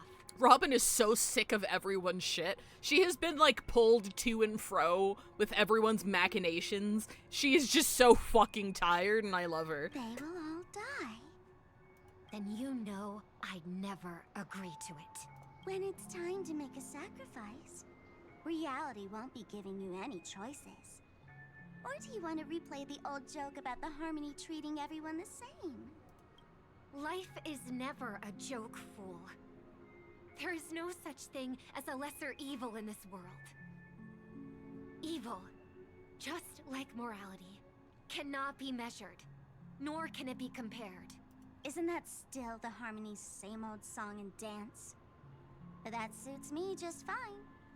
Didn't I already say this is a round of roulette and not an ammunition showcase? Get ready to sing. Be like a bird.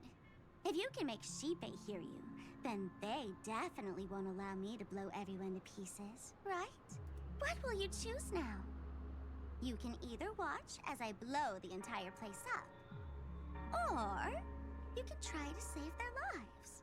Maybe this will be your last ever performance. Last ever performance. You feeling nervous? Gay, homosexual, gay. You should feel nervous when going up on such a big stage for the first time. I'm okay. I just remembered something, that's all. Miss Siobhan, why do you think birds fly? What?! Why are you asking that all of a sudden? Siobhan is the only one with any sense. That was my response as well the first time I heard that question. It's what my brother asked me before I left Penacony. I keep finding myself thinking about it. I don't know. I fly when it's time to fly, and I stop when I don't want to fly anymore. There's no reason. It seems that your answer is really similar to mine. You've also asked me, why do I sing? I think I can answer both of these questions in one go. The answer wasn't what I initially had in mind. Originally, I wanted to sing because of something specific that I experienced. The Stellaron fell onto my homeworld when I was young. Everything I knew was instantly destroyed. We didn't even get a chance to react to it. No matter what we did, it was too late. But for some reason, my mother chose to hum a song when she tried to comfort me and my brother. I remember that story. Everyone thought that's why you decided to sing. No. That experience only made me detest singing. Oh. I've believed for a long time that songs can't change anything when disasters strike. That music is the most useless thing in this world. I might be extraordinarily talented in singing, and I might feel super happy whenever I sing. But its futility had always made me depressed. Then what changed? I grew up, and I realized that my brother would sometimes hum the same tune as my mother did. And I thought maybe he missed her, but I was too embarrassed to point that out. I tried to comfort him instead.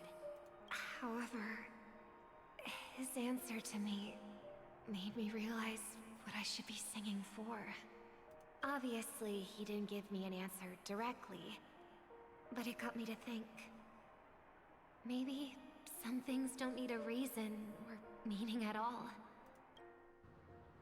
Okay, you get a pass. That was pretty good. Must be done, fool. It's for the sake of Penacony's future. But I won't let anyone get hurt. Oh, did you just have a flashback? Now I'm even more excited. Let me check one last time. If you were to die, how would you want people to remember your ending? Like a bird, she lived her life, graceful and composed. Now her beak parts slightly with a sigh, as soft as falling feathers. Drop the sanctimonious mask. Singing only needs one thing, and that's sincerity. Get her ass!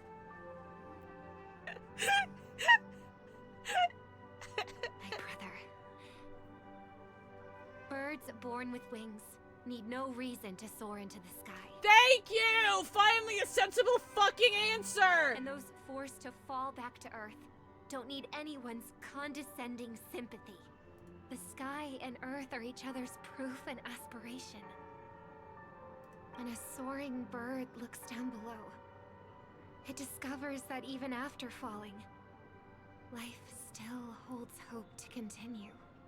And when a fallen bird looks up to the sky, it discovers that the possibility of soaring once again still exists in this world. Perhaps they'll never truly understand each other. But what people need is an understanding. It's showing a little more compassion for the way others choose to live. And, when necessary, extending a helping hand. Robin the Goat! Even if you become the only star and prevent everyone from soaring into the sky, they will still be inspired by your radiance, flap their wings with all their might, regardless of whether they've been hurt in their fall. Thus, the Order's sweet dream will eventually fall. Oh, triple-faced God. If I manage to step onto the path of harmony, then please extend your hand and shelter those who believe in you.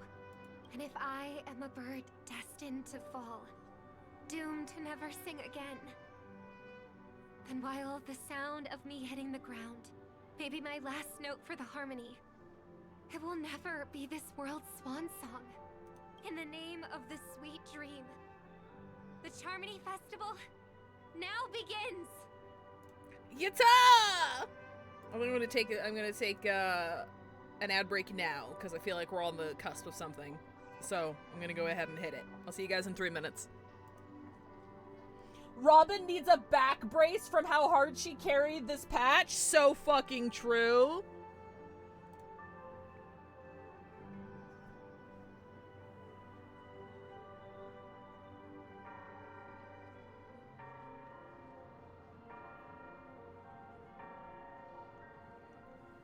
Yeah, I can understand why this patch got mixed reception now. Because, like, before today, I was really feeling it. Like, everything up to this point, it was, like, a little bit wordy, sure, and it talked in circles for a little bit, but I still, like, enjoyed it for the most part. And then today hit, and I was like, oh, okay. I kind of get it now.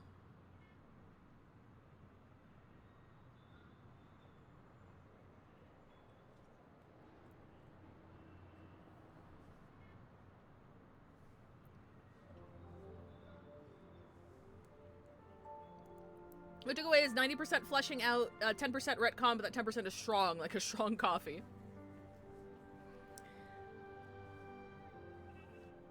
It's just very... And again, this isn't like an HSR specific issue.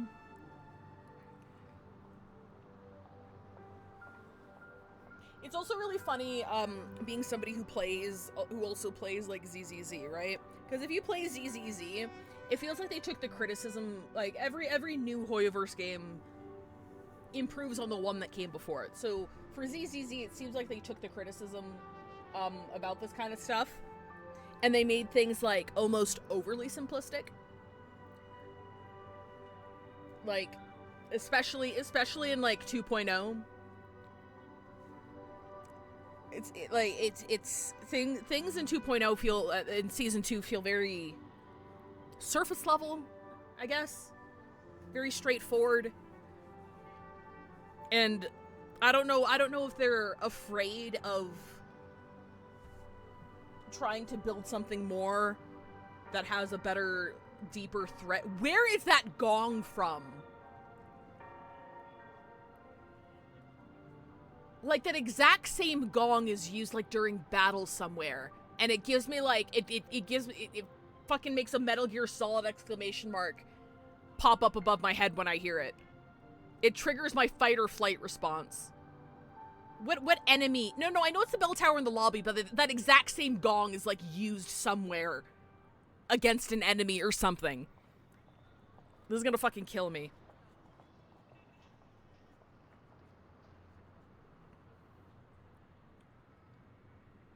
Anyway. I did see a spoiler for the new ZZZ patch that makes me very,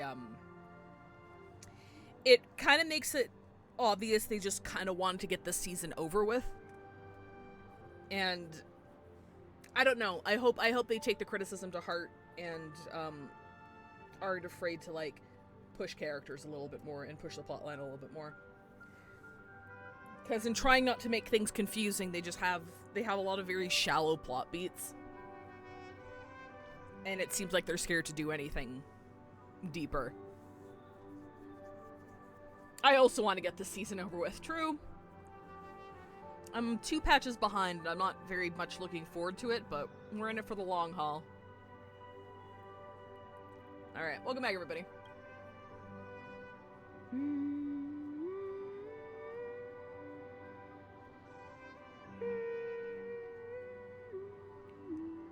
Brother, do you miss home? Even if I do, it's too late. But you're singing the song Mom used to sing. Because even if it's too late, we still have the choice to sing whatever we can.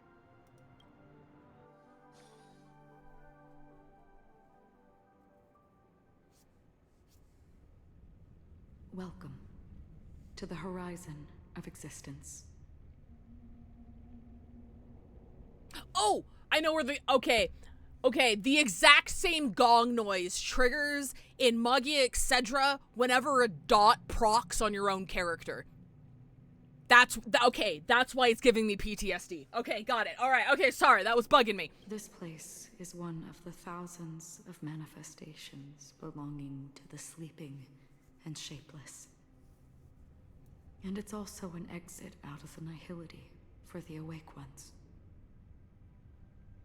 Let's bid our final farewells here. Acheron dropping to tier 1.5. I'm sorry. Remember your name. I'll be waiting for you at the end.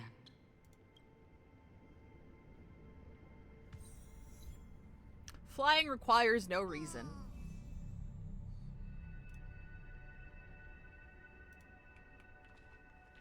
If only people could have each other beyond just memories. I want everything this world has to offer. Or perhaps, I want to find the one existence that can truly please me. I hope that I'll see her again after I die.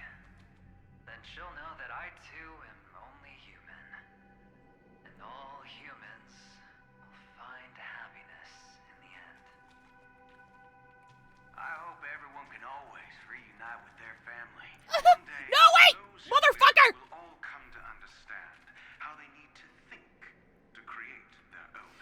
We interrupted Boot Hills? Bro!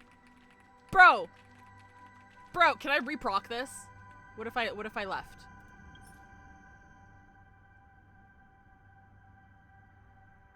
That's concrete, baby! What if I left? Hang on, I'm gonna hit pause and save. Okay, and then I'm gonna hit continue. Is with it the scent of rust. Okay, Mighty. Okay, no, alright, hang on. Quit. We're gonna hit quit completely. Okay. Okay, hi, Mighty. I needed to stop sighing wistfully. It does things to my heart. Hi, Daily Iron Tomb! Welcome to chat. Okay, alright, one more time. To the horizon of existence. This place is one of the thousands of manifest. Let's bid our final farewells here. Remember your name. Okay, we're gonna go real slow. We're gonna go, wait, can I trigger walking? There we go. I can hear my fuck-ass pet. People could have each other beyond just memories.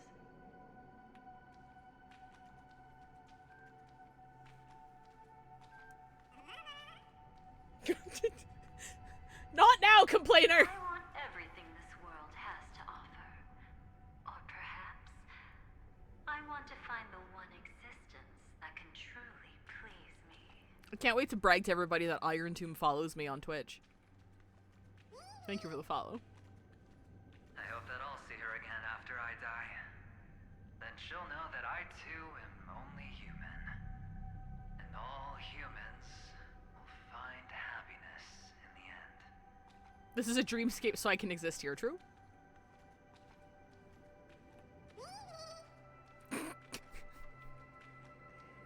I hope everyone can always reunite with their family, enjoy home-cooked stew, and keep on laughing. Hang on. Pause. Pause. I need to share this. I need to share this with everybody.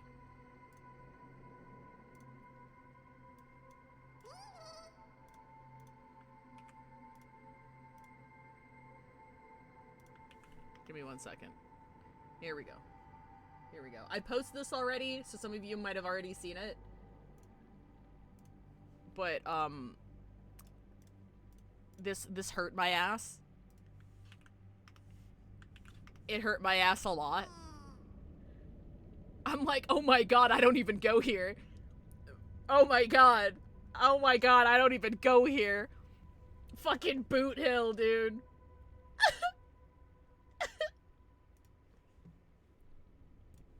By the way, how'd you like the year of being in a matrix of lovable characters that I can take away at a moment's notice? You proud of yourself?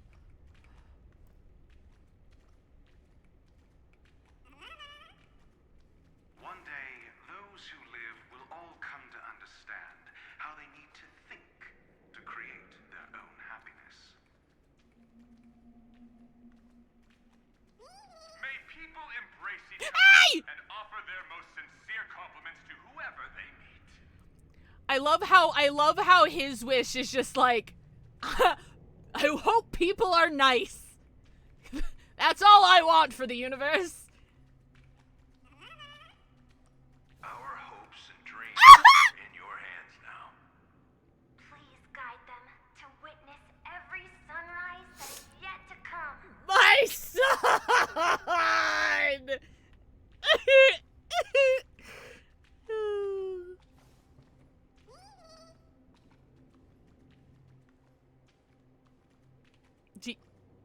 Do you have a wish?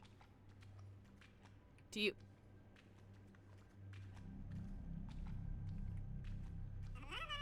Did it glitch out? Did it glitch out, or did she just not have a wish? Video games, true.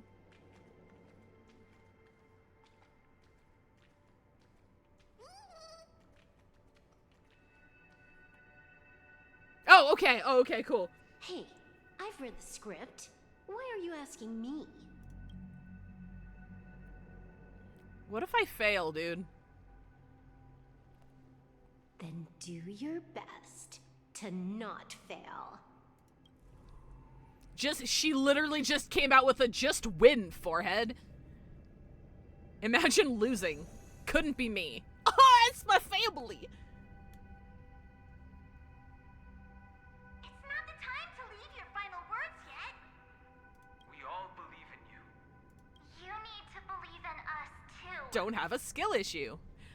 Trailblazing expedition won't end here. Unfortunately, Welt is unvoiced for reasons we went over yesterday. We'll wake up together.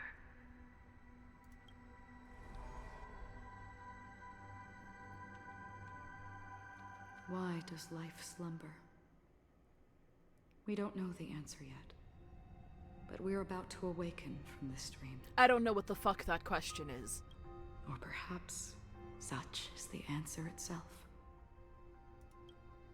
It's the people who first broke free from the sweet dream. The sleeping and shapeless caught a glimpse of their desires. It was because they held on to these desires that they could dream. It was because these desires were never fulfilled that they could wake up. So after a wish comes true, people would feel nihilistic? I think that's not entirely true. I wish people could find happiness, but I've been tainted by too much nihilism. That the nihility is a proud and terrifying dream. It's brought forth not by gain or loss, but by the severing of roads, or even the loss of desire itself. Fulfilling a wish can certainly make people feel the joy of being alive. But if no new wishes ever surfaced again in people's hearts, then they will gaze upon nihility. That's what the Order of Sweet Dream is all about. Indeed. Behind the shadow of the nihility, there must exist the most blazing source of light in the world. Just as every life that edges closer to death fervently approaches the end of the nihility, we must pursue that primordial light. Before you go, would you tell me your wish? First, find what I love, then fight tooth and nail to keep it from being taken away. Even if I lose everything at the end, I will continue to trailblaze without hesitation. I'm glad. The answer itself doesn't matter. Like most of your dialogue choices. What matters is that you've made a decision. Only a name remains. A person that I was, and now want to become. My wish is for buffs so I can be pulled out of tier 1.5.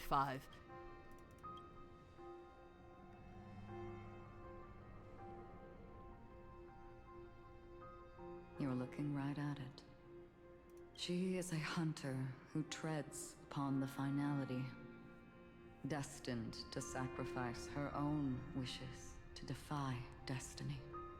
But no matter which path you and she walk, death will always be the destined finale and the last reunion. I wish to be what I once was. Meta. Are you ready? She too was here not long ago. You can witness her resolve through this. Witness how that tiny spark of bug light broke free from the pull of the nihility.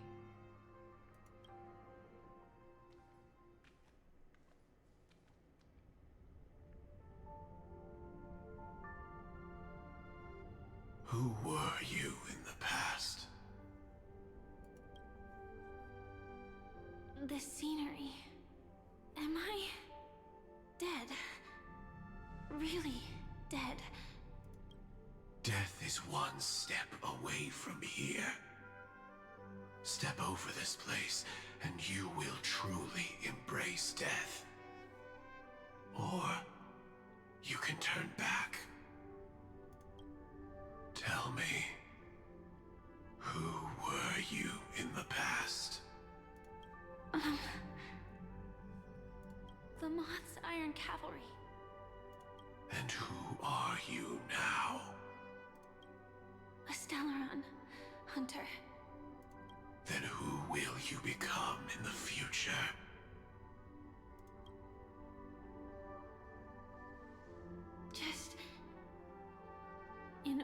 ordinary girl.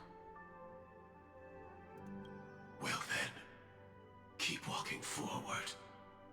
Death would suit you better. Never. I fought tooth and nail to get where I am today, and this isn't over yet. Even if everything burns to ashes, I won't give up. You should know that's a wish that can never come true. You couldn't become an ordinary girl, even in the last sweet dream.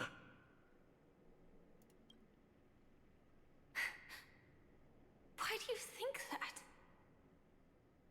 Entangled in the family's conspiracy, facing the mimetic entity's blades head-on, while challenging the resurrected swarm disaster alone. Armed only with the script that can peer into the future. That's more than enough cards stacked against you. Do you really think that the time you spent with her proved anything? For an ordinary girl, simple happiness shouldn't just be a matter of chance.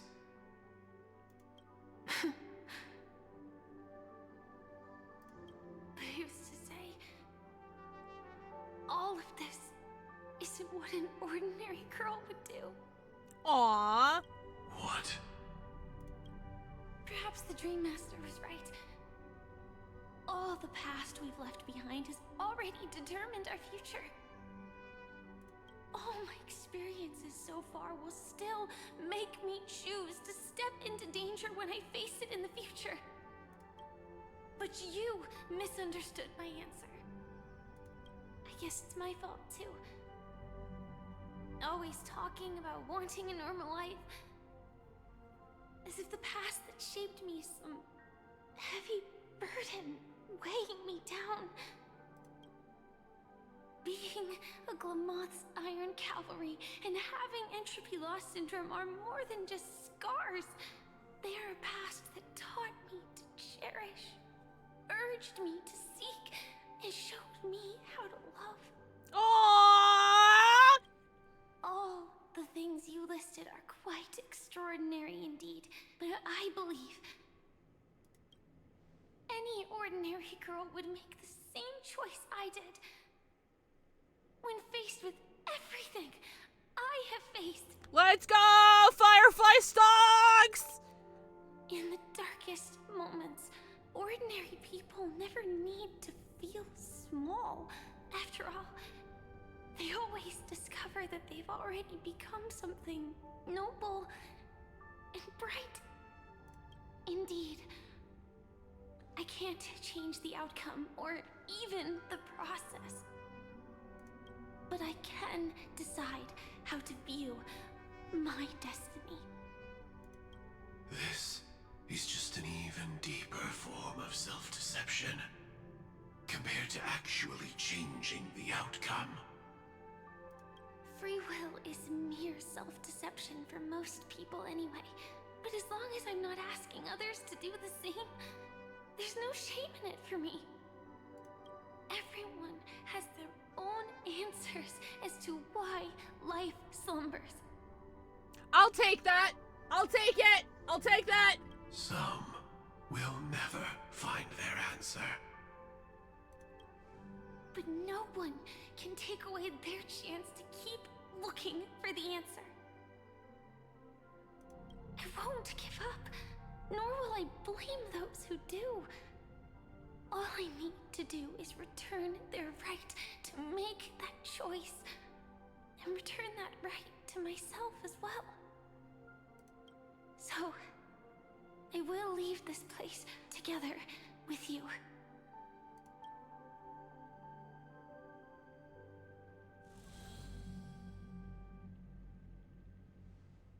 Even if embracing my former strength means speeding towards my death.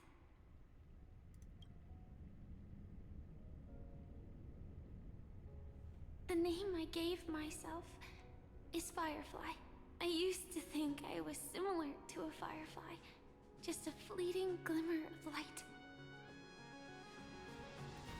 But later, I realized no one would give themselves an unlucky name.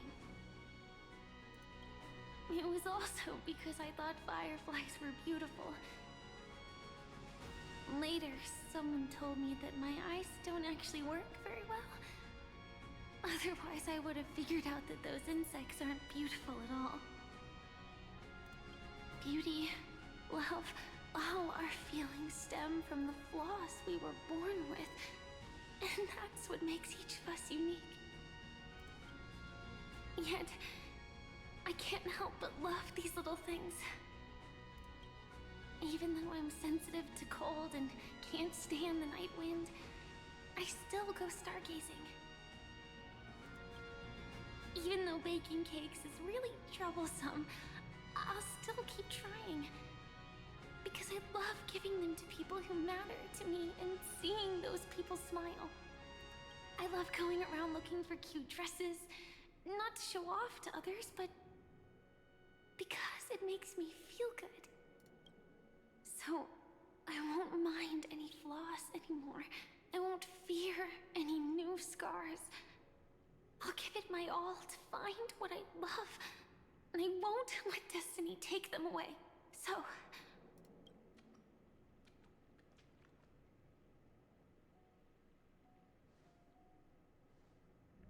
moths don't fly to flames because they yearn for light. It's about going through the flames, igniting yourself and burning with the most intense light. My destiny won't fall into darkness.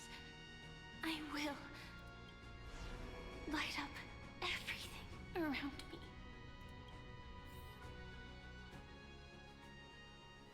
As long as the clock keeps ticking, death comes for us all eventually.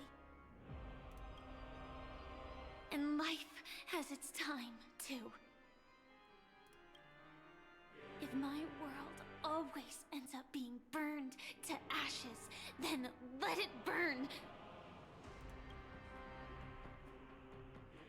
I don't think that's how it works, but go off, Queen! As I can keep burning, then wherever I am will be flames, not ashes. We got another fight in parallel, folks! We got ourselves another one! Order. Dismember.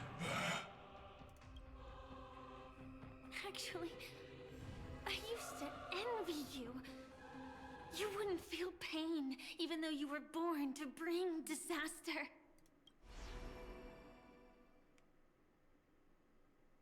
But you should be envious of me now. I'm unwilling to face death, nor do I want to keep fighting. But when faced with destiny,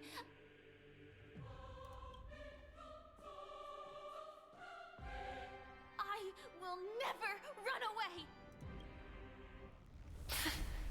My dreams were always of scorched earth, where even a single new bud could never bloom. But I will still burn, and keep on burning, until life rises from the ashes!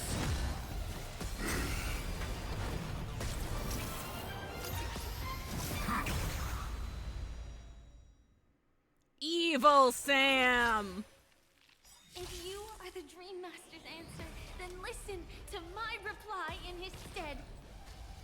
People hold on to hope not because they have never faced inevitable death. It's precisely because we are destined to die that we hold on to the hope of wanting to change something. Life's worth living and shit! Target sighted. All units on alert. The mood is set. Let the show begin. Attack! Share good fortunes. Stay in step. There's more till eternal. Like until everything burns to ashes! This is more than a battle. Bro, imagine if we got this as a Sam skin. What would Firefly skin look like? That'd be dope. Should I be killing the other guys? Set the seas aflame! Attack detected. Execute. Devour. I don't think I was supposed to go into the sustain list, folks. I might be a little boned. Cloud scatter.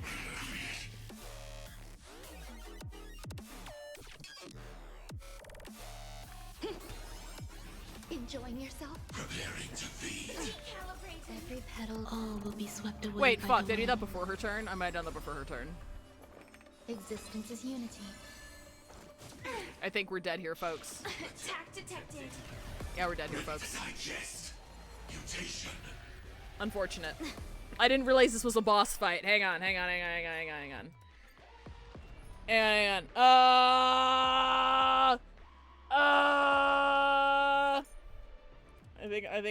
guess I'll pause. I don't want to use the easy button. I feel like Show me some of that trailblazing. I feel bad.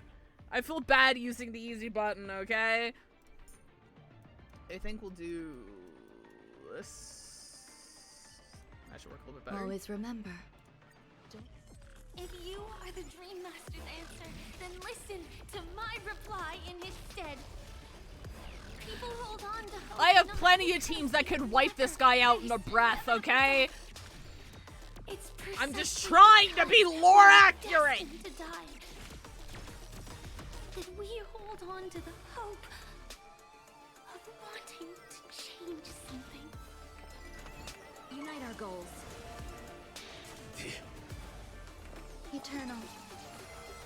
Nice, like my friends. You've been through so much cryptic shit, you might as well have a little bit of joy from sweeping. I mean... Execute. Devour. You're not entirely wrong. Oh wait, Ranmei's not gonna get another fucking chance. Until everything burns to ashes! I think I need to kill these guys. That's usually how propagation works, right? Order. Disassemble. Cloud scatter. In the mood for another beating?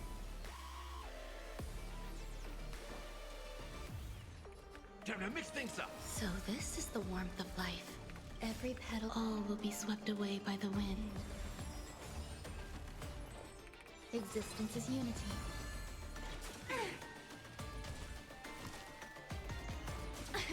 At midnight! Fight to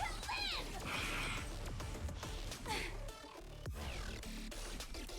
Let's seize this fine moment. Dream vanished. Execute. Devour. Wow, this team's gonna feel like absolute. This team just automatically feels like absolute shit without Dahlia. Eh? Unfortunate. Nice, my friends. Indulge yourselves. Attack detected. It's gonna take 17 million turns. Dreams of a... Let us dance once more. C'est tragique. Preparing to feed.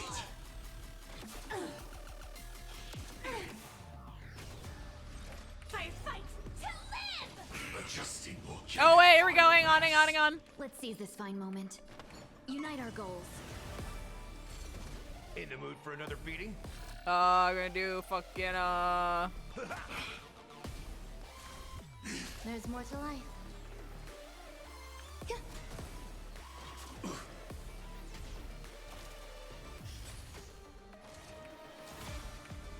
Attack. Until everything burns to ashes! Set the seas ablaze! No holding back. Cloud scatter. Step up, let's see ya. Ready to digest. Mutation. Existence is unity. Every petal, all will be swept away by the wind. Execute. Devour.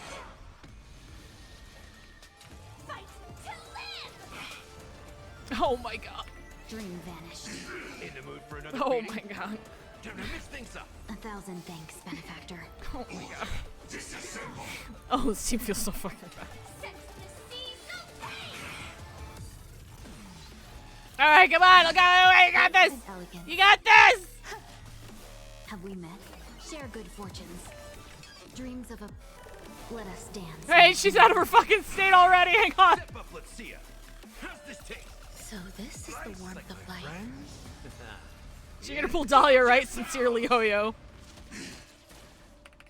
Okay, this should be okay. Okay. I got fucking 1% in, bro. You know, busting Dahlia is for just everything. I forgot how this was how Break was already. Yeah, it's bad. I know everything's far from over. Scripted 1%. Okay, alright, it's fine. Embracing fate is also a form of resistance. This time.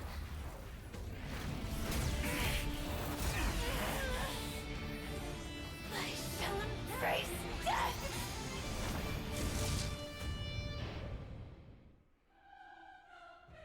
Wow, come on! Get your own gimmick! I'm the only one who's allowed to have the Stellaron inside me! It's never fair.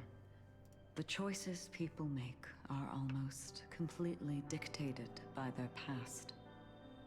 No matter how much they try to move forward, there's no guarantee they'll see the future they've imagined. It's the same for every path. The nihility already exists, whether you admit it or not. And nothing can ever completely escape from nihility. Most paths make people believe that this world is good. That as long as you are willing to believe, you would gain power because of your belief. But that does not apply to the nihility. The nihility is absurd and vast, capturing those who were unwilling to blindly believe, yet are powerless to fight back. It has nothing to do with good. Be it willing or blind, the way people obtain strength from faith should come from within, not from being forced to bow their heads. This will be a tough journey. Are you still willing to return to the starting point once again? Shit, please don't send me back to the start of Penacony. In this way, you will reunite in the warmth of the sunlight. May death yet end her last dream. May you guide people back to the waking world. Penacony! In the coming long nights, I'm afraid we will face many setbacks and witness many tragedies. Oh shit. I come to greet. I come to wine. I come to claim. I grant poison for nectar, sow in spring to reap in fall. Await wizened fruit to fill livened boughs. All for the Amber Lord. But when you make a choice, there will be a fleeting red that reappears before you once more in that monochrome world.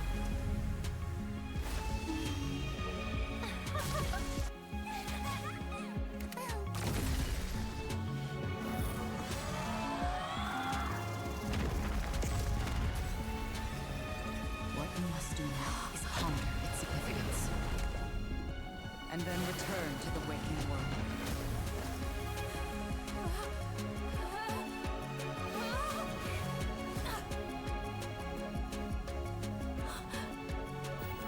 Don't worry. Even if this is doomed to fade at dawn, I won't fear waking up from this dream. Go. Take back the right to Trailblaze. For them, and for me. That's where we will all find out. Now it hurts!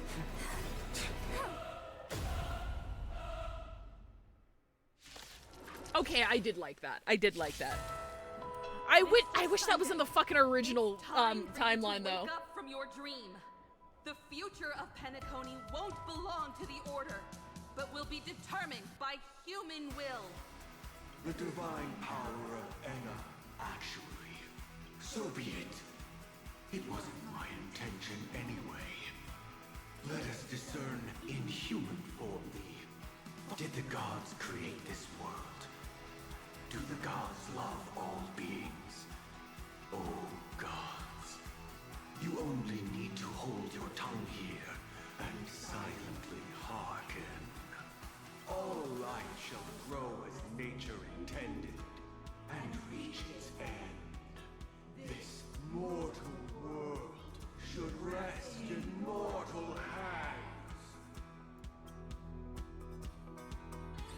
All the work of creation has been completed. The inevitable day has arrived. The embryo of philosophy will reshape for us all of reality.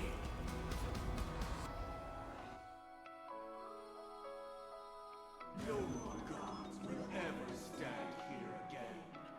This paradise shall be forged by the King of humankind. What kind of yee-ass team comp is this bullshit? The fuck is this? The order is ultimately flawed. By this decree, it shall be ended. Oh. Okay, kind of based actually. The remembrance is fleeting and impermanent. By this decree, it shall be ended. Wait, hang on. Rosalina gave her life to protect the sweet dreams past. Wait a minute. Well, wait, hang on. This awesome move. Insolent. Wait, okay, hang on. Using the harmonious choir as a foundation, the power of order and harmony intertwined to form the shell of an egg within which the newborn god slumbers. The metaphysical embryo mumbles the olden dreams of childhood as the fetal movement of paths throbs through the long night, futilely resisting the rising dawn. I don't know if that's the same as before. What's wrong? Afraid of what I might do? The hunt brings only futile misery. By this decree, it shall be ended. Tyrann's bullets still protect the sweet dreams present!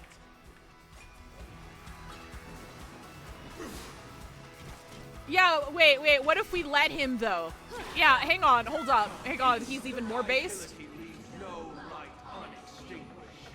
By this decree, it shall be Why are we defending the gods, actually?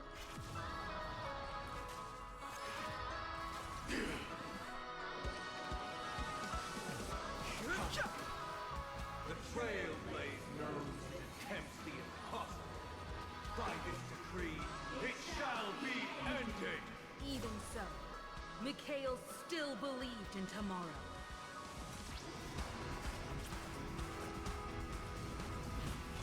Let's begin.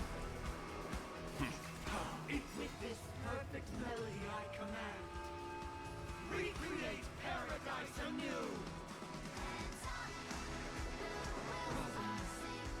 Is that you singing? Now, it's time to become the new Watchmaker. Sending still never brings happiness. Let's set the compass needle for the 12 hours.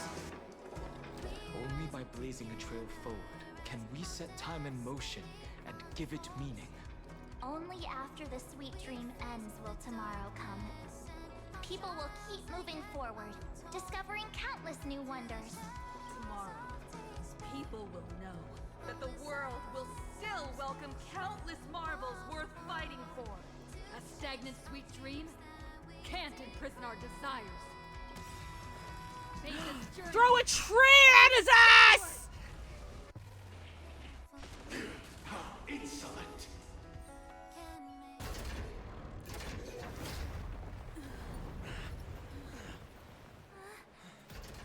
So, why does life slumber? Motherfucker!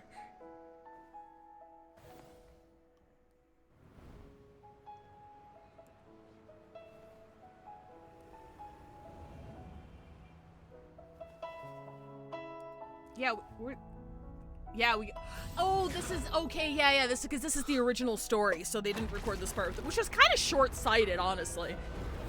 Could have at least recorded, like, this part. The night is still too short.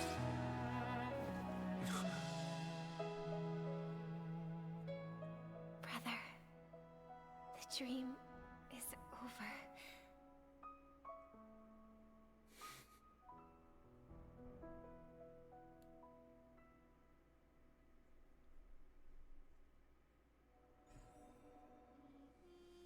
Yay!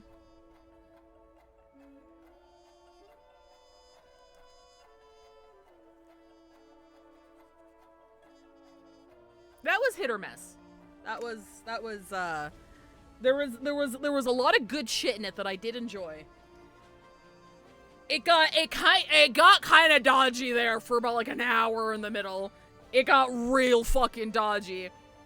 And unfortunately, Sparkle had to show up again. But besides that, it was okay.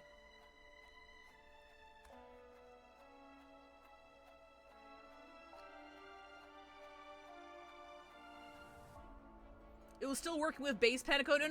No. It hadn't, like, my issues with this patch has nothing to do with base Penacony. Wake up. It's time for this dream to end. It's about, I ranted about it already. It's about how, like, obtuse the storytelling was. Or the dialogue was, especially with, like, the Go for Wood section. It's like, just fucking speak properly, for fuck's sake. Okay, what happened? Destiny won't let me give you the answer. And the true ending is too sad. What the fuck are you talking about? Okay, now we're back in the shit. Why is it that once back you in the finally get a shit break, trenches. rather Hi, than Jojo! taking a rest, you instead come to me? Hello, Jojo! Can we get a little shout out to Jojo, please? Well then, I must come clean about my Hibernation over! You actually, that's a great raid message because we did just wake up, so. I never showed you anyone's memories. Not even my own. Uh-huh. All you've seen is a script I came across by chance. It recorded everything that had happened.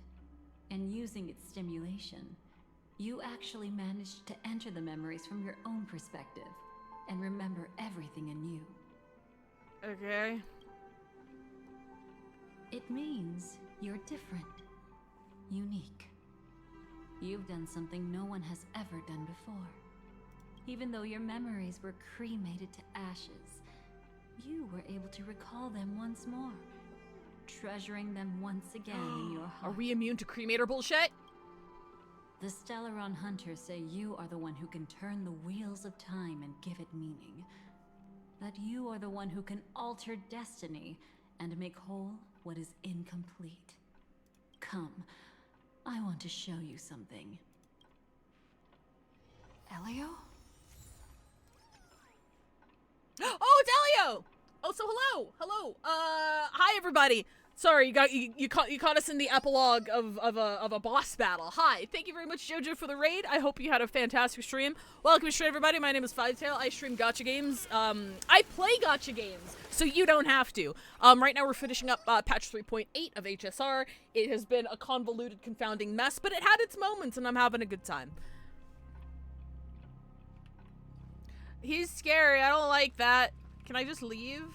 I'm not gonna do that.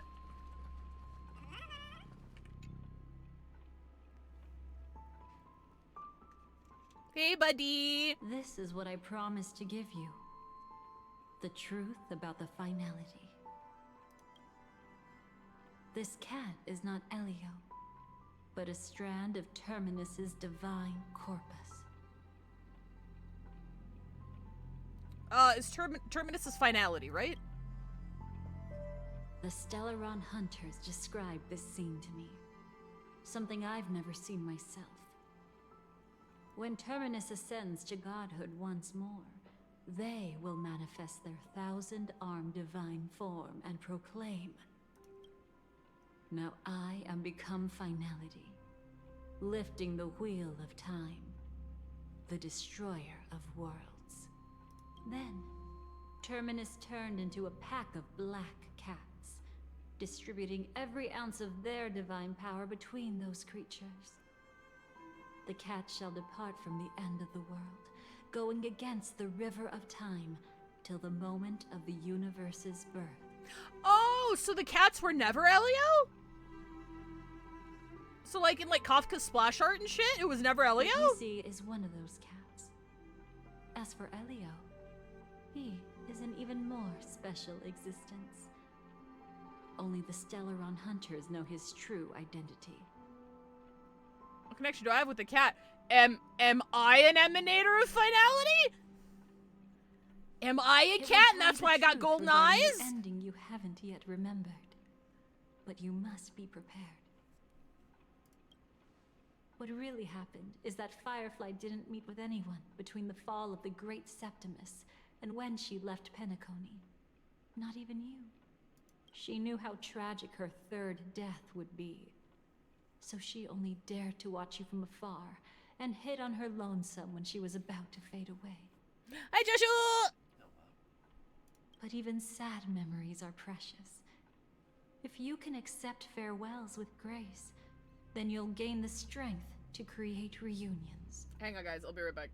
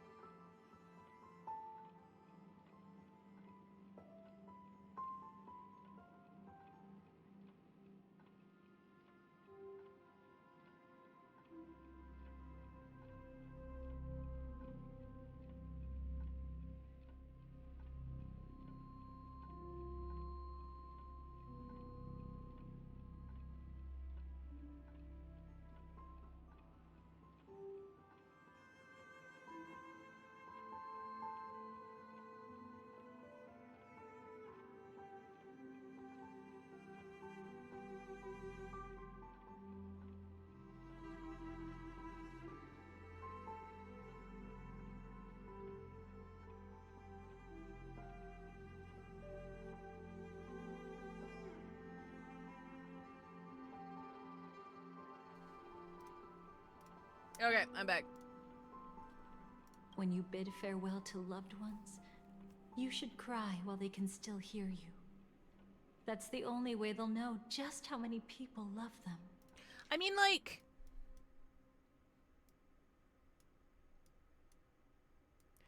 Okay, so am I... Like, didn't we just come out of this entire thing with her saying, hey, you managed to do something no one else can do. You, like, turned back time and were able to recall things yourself, recall your own memories yourself, even though a cremator burned them away. And then it immediately goes into a discussion about Terminus and how the cat isn't Elio, it's actually Terminus. So is this not explicitly implying that we're like a fragment of Terminus? Also considering the fact that we have golden eyes and all of the not Elio cats have golden eyes? Like, am I mistaken in that that's what it's confirming, or is that just still like speculation?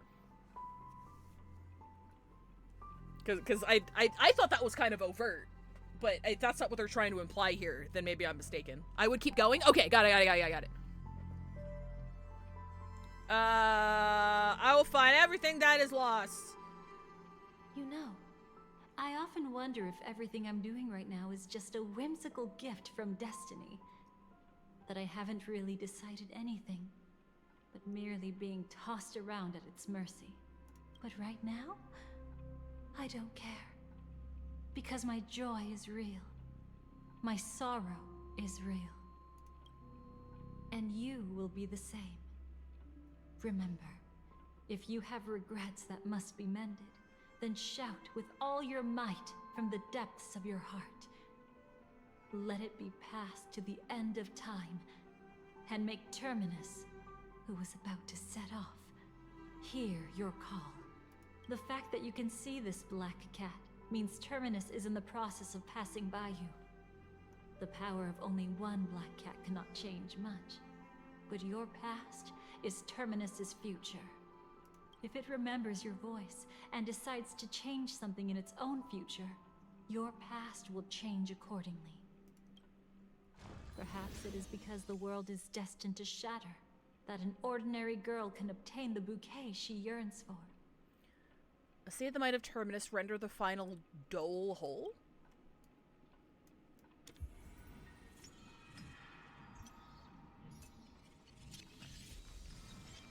Go forth and deliver that bouquet with your own hands, so that no one will be left with regrets.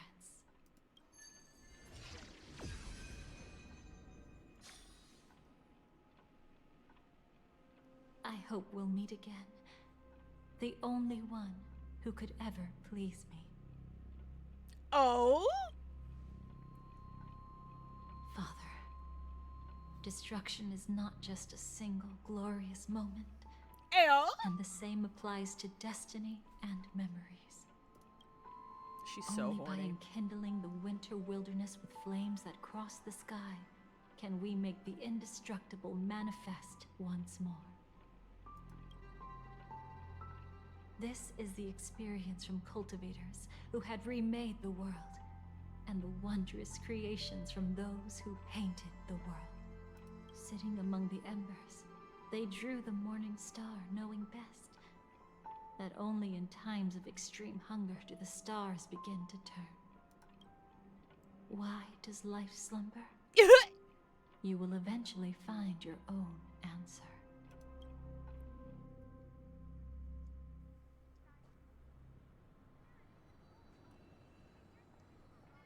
Okay. Hi, Bree. Let's go reclaim everything that was forgotten. Life is a near miss with death. All right. Before we continue, I'm going to hit the last ad break of the day. So we're just gonna park it here. I'm assuming we're close to the end. I'm hoping we're close to the end because we need to raid into bingo in an hour. I think we're pretty close, but I'll see you guys in 3 minutes. Okay, sweet. Home stretch. All right, sweet. We timed this well. I'm glad I ended when I did yesterday. I don't think my brain would have been able to process this.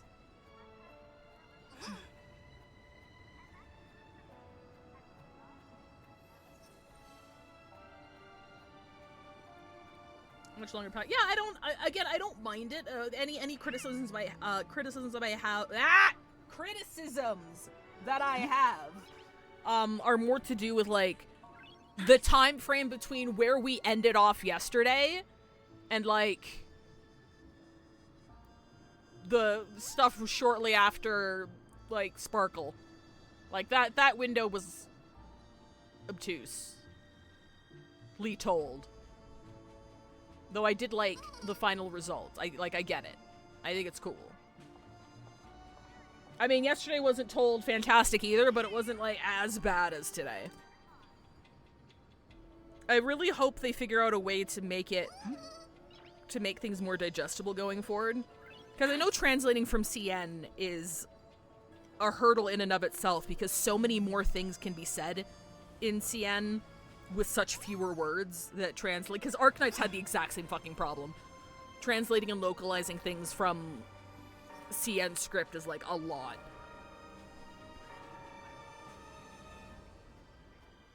So I totally get it.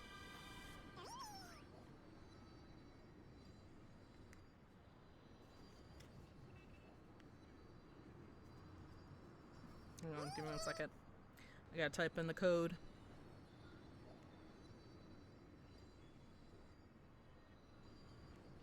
Overall, I think I liked it. Overall. I did like it overall.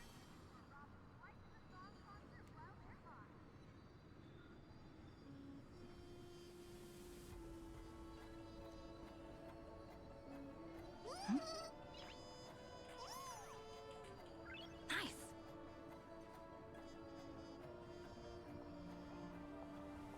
Okay. I don't think it was localization. This was just dense storytelling as borderline early Lofu issues.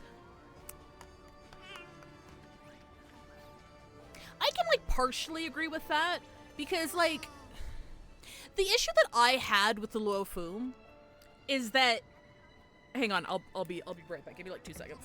Like 2 seconds.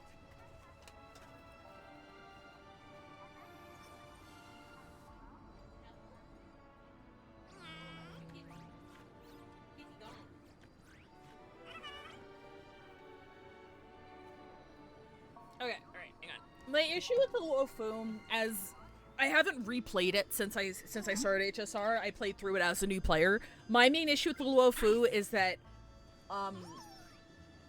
they did that storytelling technique where you're supposed to infer the meaning of things based on the context of the conversation, which works well when it's done sparingly, but they just dump so much terminology and alternative names for the same thing on you all at once that it was extremely difficult to follow. I think that was another thing. Like, I think it's cool that, like, different factions or whatever have different names for the same thing. I think that makes a lot of sense, especially culturally. It was just not executed well.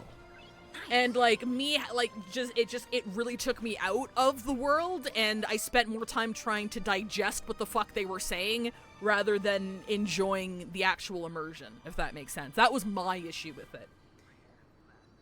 And for me, that wasn't really the issue. For me, again, for me personally, that wasn't the really issue here. The issue here is that they write 10 lines of Bible verses when it could have been a little bit more straightforward. Maybe not with the brevity of, like, Aventurine's explanation, which I really enjoyed. It's like, hey, we're doing this, and this is how that makes sense. It's like, oh, cool, I get it. But, like, there was no Paimon-esque sort of, like, oh, so that means blah, blah, blah, blah, blah. There was no, like, there was nothing to at least, like, help guide your comprehension with the fucking, like, the fucking stupid esoteric shit they were saying. I'm like, what are you talking about? I don't understand. Like, on multiple points for this stream, I had to, like, pause, look at the log, and be like, okay, guys, did I get that right? Am I understanding this properly? Is this what's happening? Nice. What did he mean by that, chat? What did he mean by this? And I still don't understand, I might have missed it, but I still don't understand why Go for Wood was trying to re-summon Order. Was it because Sunday would ascend to Order's, like, title, and then it wouldn't be Enna? Because, like, my big question with the whole Firefly thing is that, like, again, Order ascended to power because of the propagation. Order was like, this isn't real. I don't want to have power this way. I'm gonna fuck off now. And then Go Forward was trying to summon Enna with the exact same technique. So, like, if he was successful, wouldn't Enna just also be like, dude, you did it a second time. I don't want this. And then, like, kill themselves again? Okay, yeah, so it was Sunday. Okay, he prepared Sunday as a vessel, then he would scare people into desiring Order so much they would manifest in Sunday. So that it wouldn't have been Enna's will anymore, it would have been Sunday's. So does that open the door to the possibility of people ascending to previously fallen Eon titles with their own will? So just because there was an Eon of something once and maybe it got assimilated or died, does that mean someone else can take up that mantle? Interesting. Okay, that's cool. Like a lot of the results and, like, Go for Wood's, like, masterminding and manipulating Firefly into doing what he wanted. That was cool. It could have been shorter and explained a bit more clearly. That's all. But yeah. Yeah, this has huge lore implications. I'm definitely excited to go read, like, summaries and shit. Because I'm sure there's stuff that I missed. Through absolutely no fault of my own, because I understand everything forever. And if I don't understand something, it's a storytelling issue. I'm only half joking. I don't know what the fuck Argenti's deal is.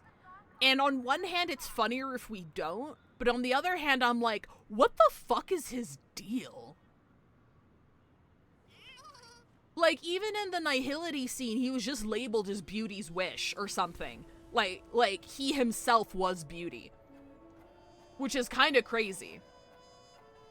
Like, I'm not saying he's the Aeon of Beauty, but, like, Beauty is like, Adrilla has come up, especially, like, even in Amphorius. Even in Amphorius, like, Adrilla has come up a couple of times, and I'm like, what is going on?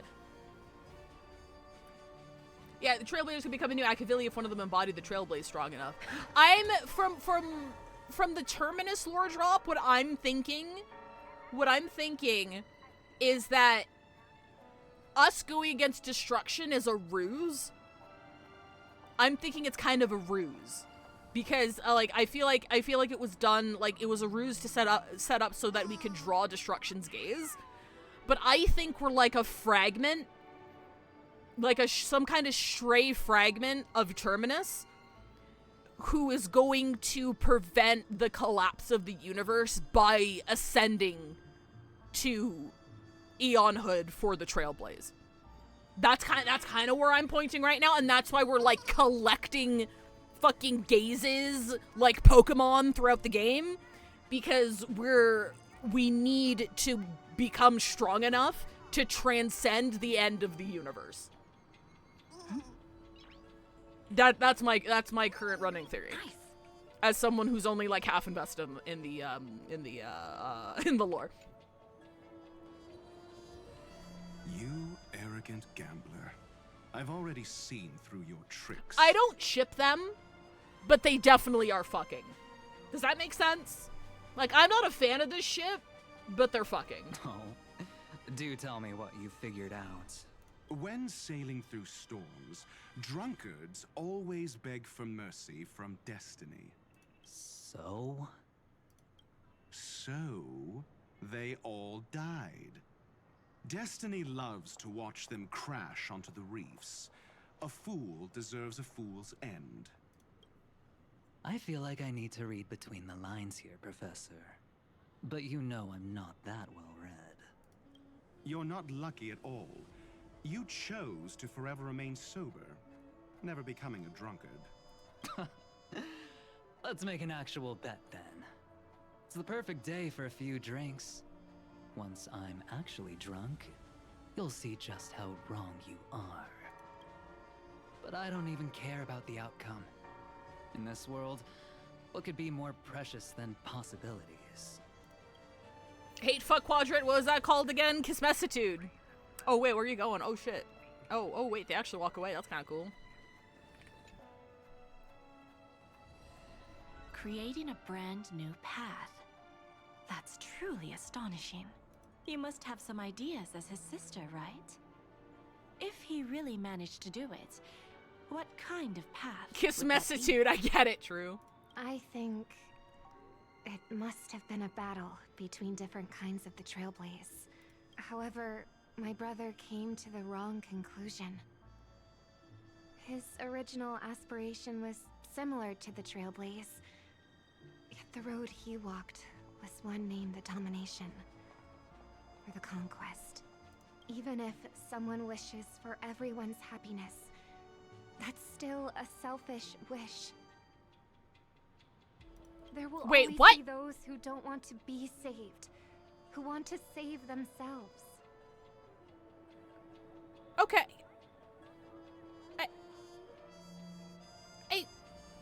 I guess? Do you also think that there shouldn't be any god in this world? No.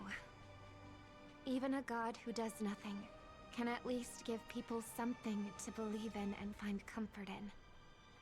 This world definitely no longer needs a king of humankind. That's why I believe my brother will come to understand all of this one day as well.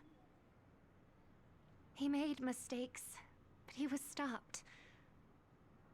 I don't want him to spend the rest of his life in prison. I want him to also have a chance to save himself. No wonder you came looking for me. Yes. I want to make a deal with you. And after that, We'll talk about what position Penacony will hold before the IPC. Yeah, that makes sense.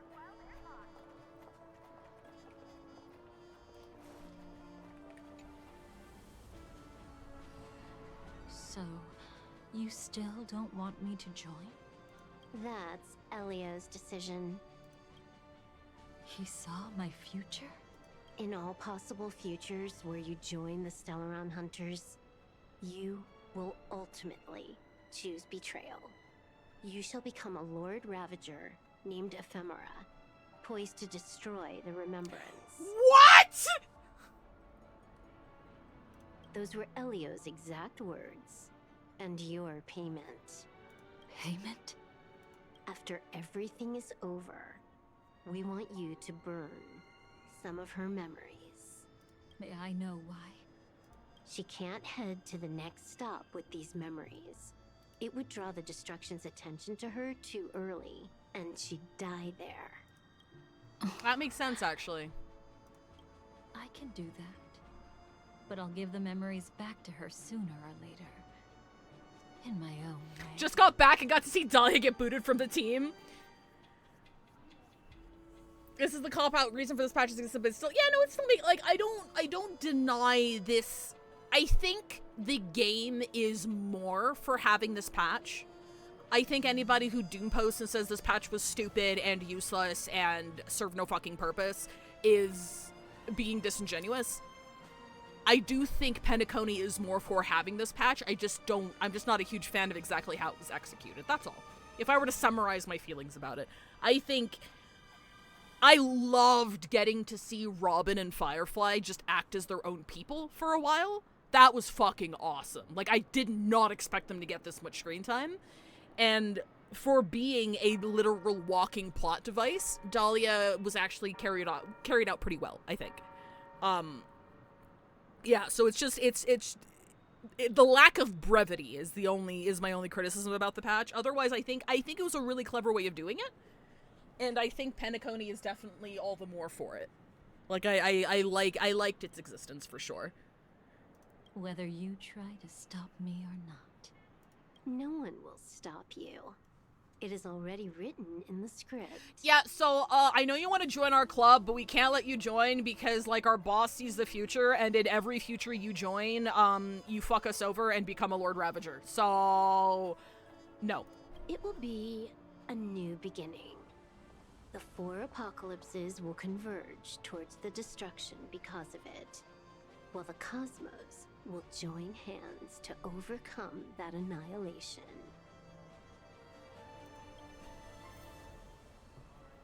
At this point, I just don't want to care about Penacony anymore. That's fair. I can also understand people, if you didn't like Penacony at all, you're not going to like this patch. This patch is not going to fix Penacony for you at all.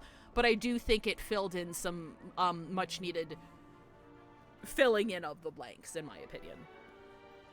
But and again, after we've had like a year at Amphorius, I don't mind it being here.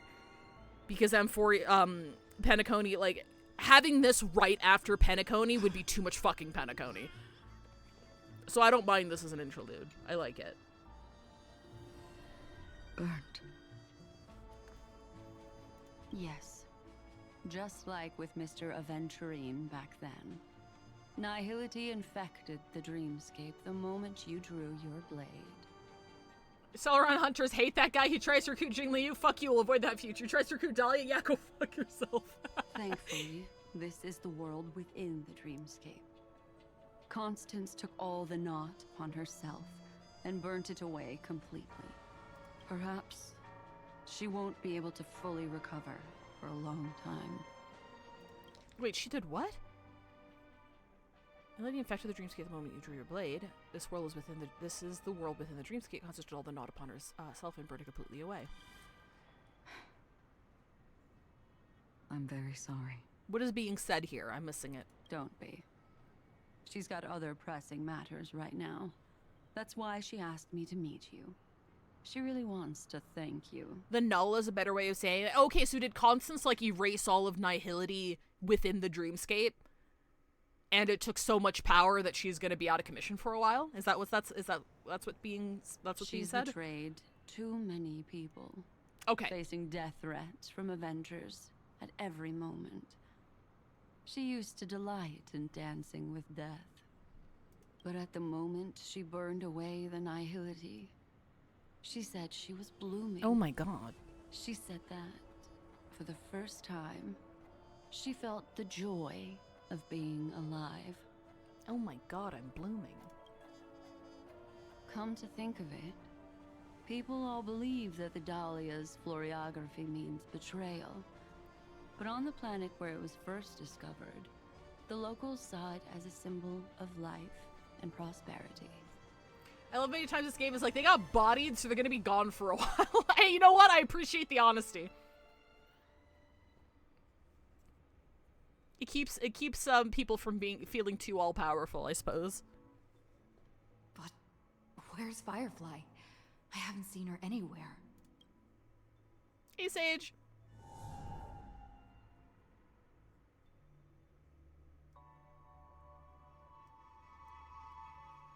Dahlia didn't die, but she is out of commission for a hot second.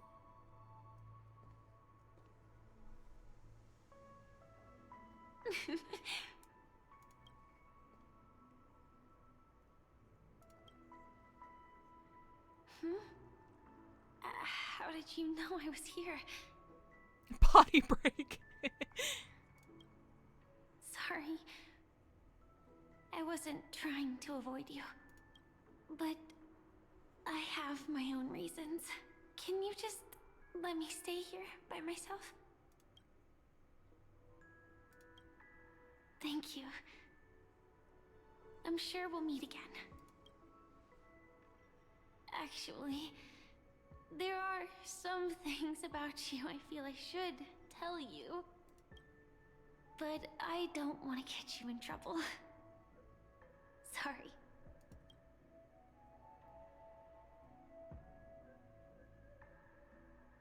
I mean, she's asking for time for herself. I feel like I probably shouldn't intrude on that. You notice that she glances over at you once in a while. Oh, okay, never mind. How did you know about the promise? I never mentioned it. The illusion of free choice. I don't think I've mentioned it, but I wrote down everything I wanted to do in my journal before coming here. I'm staying here because I want to fulfill the last wish written in it. I've been quietly following you and watching you from afar for a while, but I still didn't want to disturb you. I hope your dreams begin with a smile and end with one too.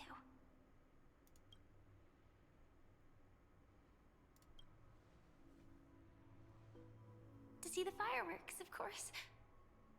I heard there's this huge airship in Penacony where you can get an absolutely photo-worthy view of the fireworks.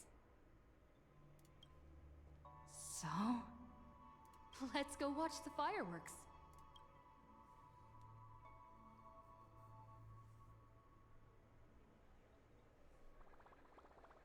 It really is the perfect spot.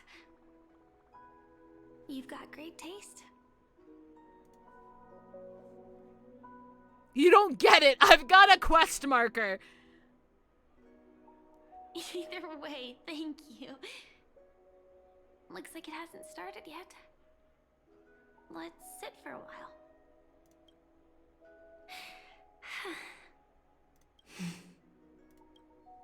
I wonder whether everyone feels speechless at times like this. Maybe it's neither. There's a saying that I always liked. When it comes to someone we want to meet, we always imagine the scene before it happens. Imagine the words we'll say that would make them smile. Slowly but surely, all the things we want to say would have already been said before we even met the person. And when we finally meet again, we realize they're even more beautiful than anything we could have imagined. Yet, at that moment, we find ourselves at a loss for words to express just how amazing they really are. Why do you care so much about me? I'm sorry, but I can't tell you. Elio told me that it would lead to a terrible future. If I say even a few words more, you'll die at the next stop. Can you imagine Elio being like, you cannot confess to the Trailblazer. If you confess to the Trailblazer, the universe will implode. All I can tell you is why our paths crossed again. Long ago, you promised me that if I could dream, then you would make it a beautiful daydream. Am I still the person you once knew? Indeed, what the girl once cherished dearly was her appearance that, if not lost, had changed, yet her smile never faded, just like when she faced destiny. What matters isn't how they've changed, but that you still hold those same genuine feelings for them.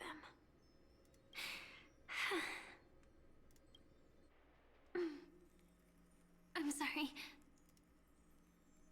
Are you good? Yeah. Actually, I still haven't experienced one of the 3 deaths written in the script. I only realized it after Anna's dream dissipated. I've made a mistake. Being sent to the Dream Flux Reef by death could hardly be called a death at all. That would have been way too easy. As for the true 3 deaths, the first one, I have known its true form for a long time. I can't dream. After I woke up, I would never dream again. In other words, the me that exists in this dream would completely cease to exist. The second time, I was killed by the swarm disaster.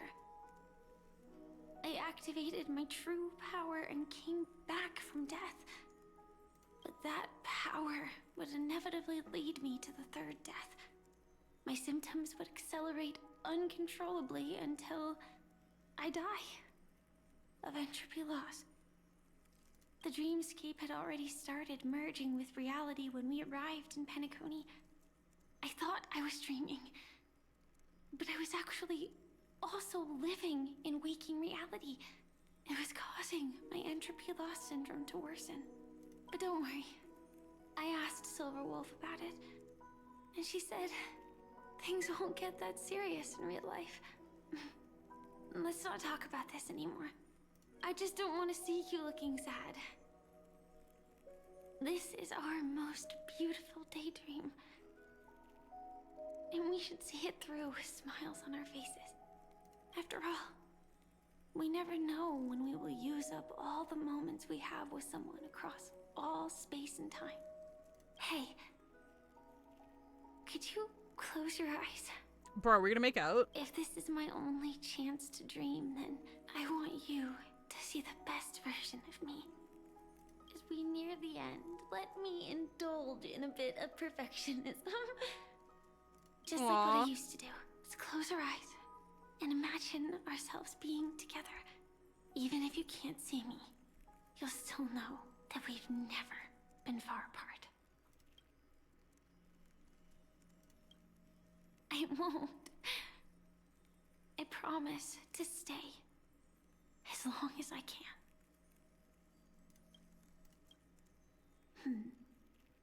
Let me think. Where should we start? Right. We should start where everything began, of course. Right at that golden hour. When you came to save me. That being said, we could also pretend we're strangers who just happened to meet there. Oh, it's skin marketing! Me, I'm a student traveling to the golden hour. And it'd be nice if I had a bit more pocket money. Oh, and when I show up there, I should dress up a little fancier. And you're a student too. But you Why didn't I get a school outfit? really distant planet, completely unfamiliar with your surroundings. Then, a bunch of mean-looking thugs jumped out, trying to pick on you. When that happens, I'll step up to the plate. Yeah. Let me be the one to save you this time.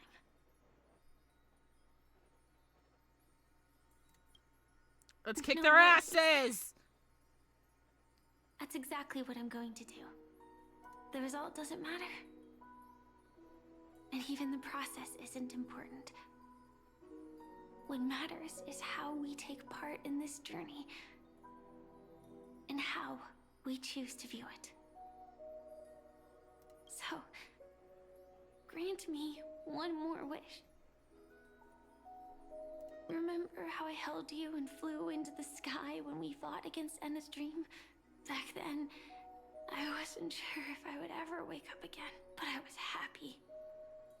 We were standing shoulder to shoulder once again, fighting against things that we believed were wrong, and we'd do anything for each other. Still, I have a tiny, selfish wish. I know you won't forget this moment. But when you look back on it, I want it to feel lighter. Maybe there were no enemies at all. It was all just a prank. And when I carried you up into the heavens, what we saw there wasn't the terrifying swarm, but rather the fireworks that I never got to see. Aww.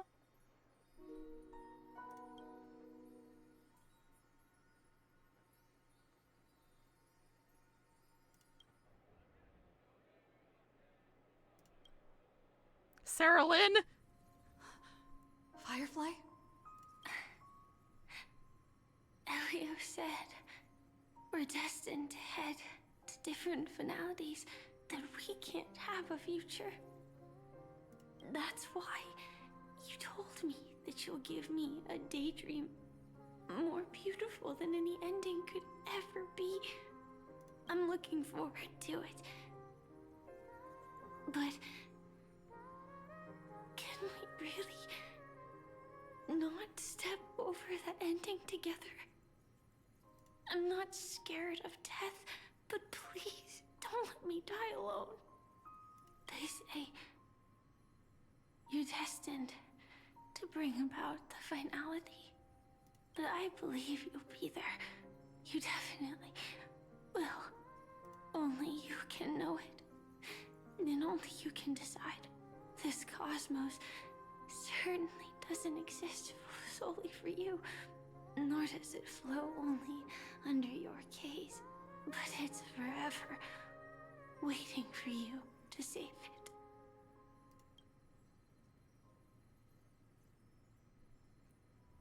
Those afflicted with entry loss syndrome will experience an irreversible chronic dissolution of their physical form, gradually fading away. You can still run, jump, and talk with others. Everything seems normal, except you're always just a little slower than everyone else. Until the outlines of yourself and the entire world blur into obscurity, you can no longer distinguish reality from dreams, for both have become equally fractured. She is nearing the end stage of the entropy loss, her mind already splintered first. And as she gradually forgot everything, the story of you was the last to fade. Even so, I'll still be the last thing you forget. The dissolution is not yet over, and in this very instant her mind holds only one name and one wish. Fireworks. No. While she might still be able to see it.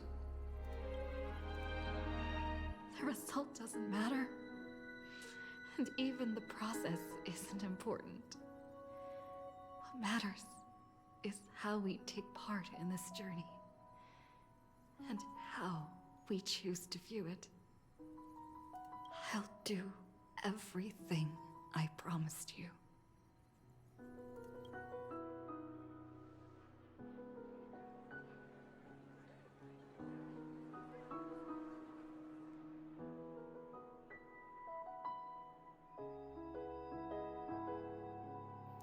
However, However, Firefly's eyes never move again. Every spark of life in her eyes has already gone.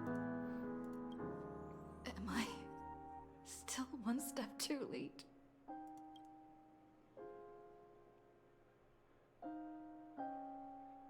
It is too late. You would rather remember her in the way that she wished, and in your mind, the ending would be a happy one.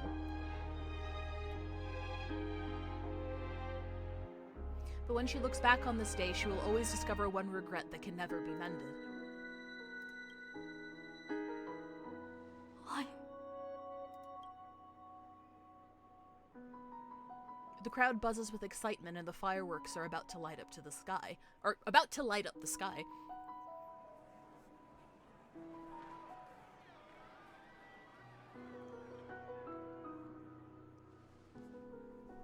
But Firefly can't see it anymore. And a song comes on the wind. Will she be clear because she's gone forever? The bouquet you gave me, can the sound of its petals fall and keep me awake always? Man, they couldn't get Robin for this part!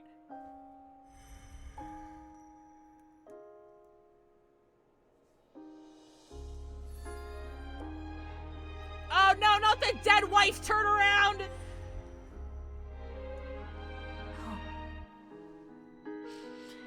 It's not beyond saving. I can change the course of destiny and make up for what's missing. If the world has set an endpoint for our destiny, then at the very least, it owes Firefly the bouquet she wanted. The voice at your ear blurs, then fades into silence. You recall the fireworks in your memory where Firefly caught you as you fell from the sky and carried you up into the heavens. At that moment, the words she spoke left a perfect footnote for the story, one belonging to her and to everyone under the night sky. And you know that this footnote no longer exists. The power of finality is turning back time, and the girl's final regret is within sight. A beautiful daydream, the moment to fulfill that promise has come. You can, you will, you must make it a reality.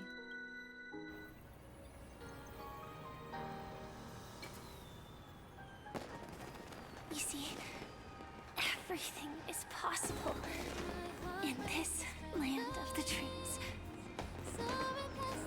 We each came here with our own goals and realized them in unimaginable ways. Whether the outcome was sweet and dreamlike, or bitter and real, it is still the answer we longed for. So, why do people choose to sleep? I think it's as you said.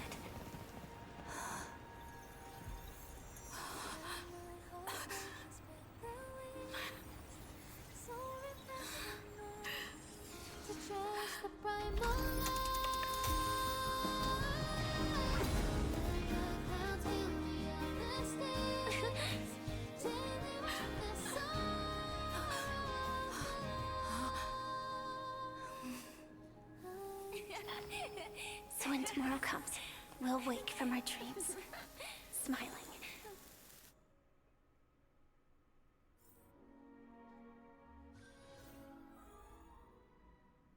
What?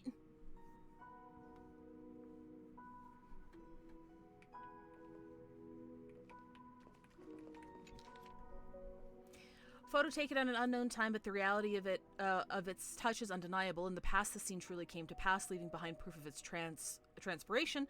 Though few are aware, a young girl will smile when she recalls a beautiful dream she once had. The dreamer is also the dream maker. The dream maker is also the dreamer. Only by offering up one's past can the most beautiful dreams be woven. People will not lose themselves within them, unwilling to awaken. In their beautiful dreams, they will regain the courage to face the future and then walk toward tomorrow. So did she... Who?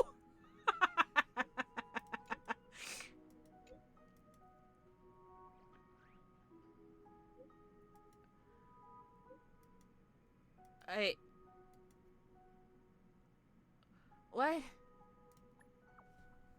I'm confused.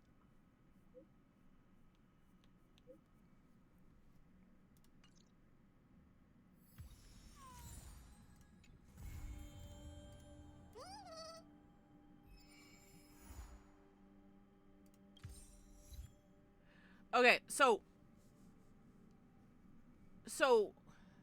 what happened was she knew that she was in Penacony, which is a dreamland, right? And she mentioned that when she wakes up, she knows that she'll never be able to dream again, right? So I'm not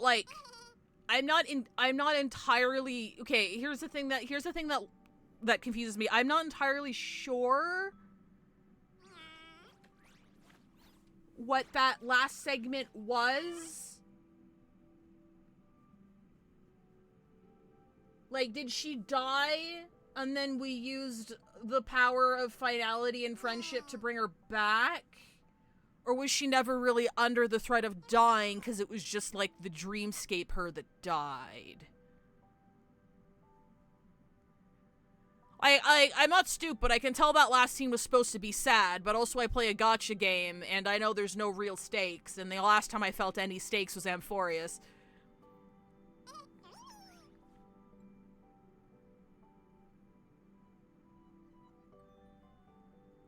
The last section was a third. Okay, so she did, but like the her that died was just the one in Penacony, right? Because she's always been in that, like, sick pod with Silverwolf. She's always been there.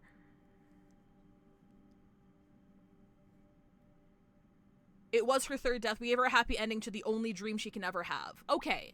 Oh, okay. Okay, alright. So I didn't misunderstand it.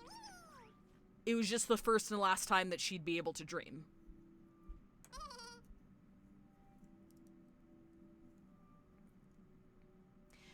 She did die, use the power of Gay and Terminus to essentially rewrite her death so she could be alive rather than die. Dahlia helped unlock an ability within us to literally rewrite reality. As we made Dahlia's script reality, we just retcons Firefly's final...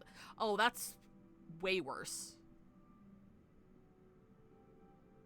That's way worse, actually. Yikes. They couldn't just let me have good Firefly development, did they? They had to squeeze in some fake-ass death scene and then retcon it at the last second, didn't they? Because I thought the impact of that scene was that she's in the sickbed, and her whole arc was the fact that she's terminally ill, right? That she's terminally ill, and she can move like normal and act like normal in the dreamscape. And I thought the whole tragedy there was that that was the first and last dream she'll ever have, and she'll wake up in reality and never be able to dream again. And the reason why it was sad was because that's the last time she'll ever be there.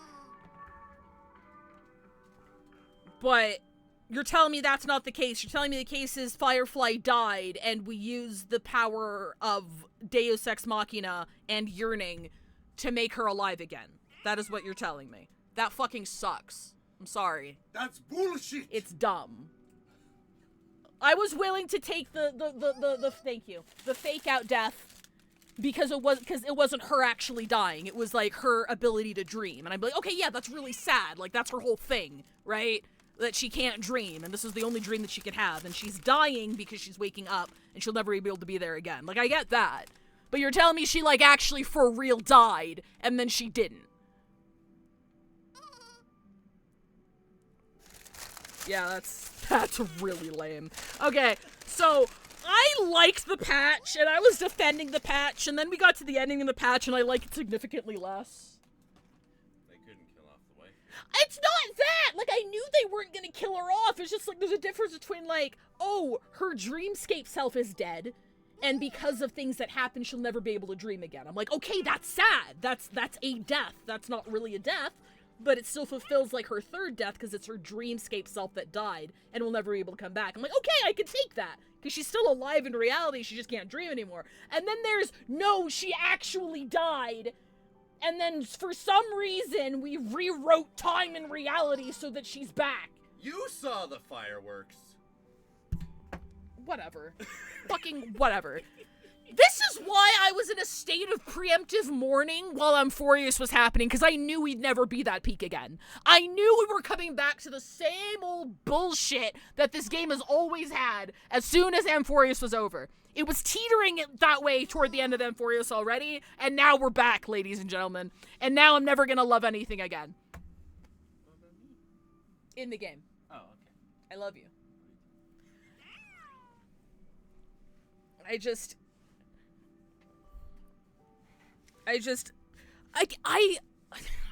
I'm hoping we're misunderstanding. But, like, the idea of Firefly's third death being the death of, like, her ability to dream. I think that's just, like, way more impactful. Because, like, you're not actually killing her off, right? You're just not going to be able to meet her in Penacony anymore. That's all it is.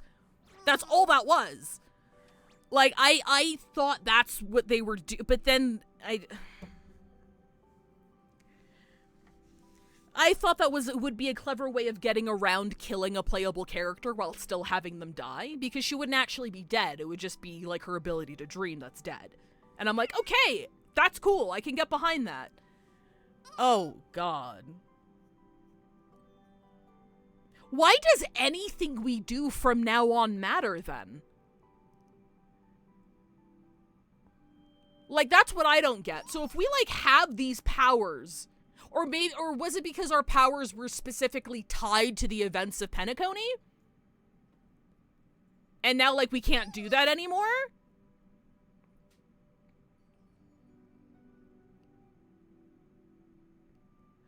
I would say we are, but that's Apoc Shadow Shimble's finality symbol. Dahlia asks us to send a wish to the fervent future, so fervent into the future towards finality, so that when it comes back to the past through its cats, it would feel for the wisher and rewrite reality accordingly. Okay, yeah, no, I can... Yeah, okay. Sure. Couldn't just have good development. Couldn't just have Firefly be like a solid character with nothing to do with us, eh? She couldn't even fucking die in peace. Like, Jesus fucking Christ. Like, okay, whatever. Or even saying the dream self died and forced her awake, meaning that's what I was saying. That's what I meant, Hexbox. Exactly. That's what I thought happened. It was like, it was her Penacony thing, because, like, she has the one dream. Her whole thing is that, like, she wants to live, and, you know, she can't dream, and this is, like, her one chance, and then she dies at the end of the dream, by which they mean, like, wake up. Like, she wakes up from the dream, and she has to, like, live her life now in reality, and she cannot return to it, which would be very thematically appropriate for the rest of the arc. Like, Firefly being the last one to, like, wake up and never be able to go back. Like, that would have been great. I'm just...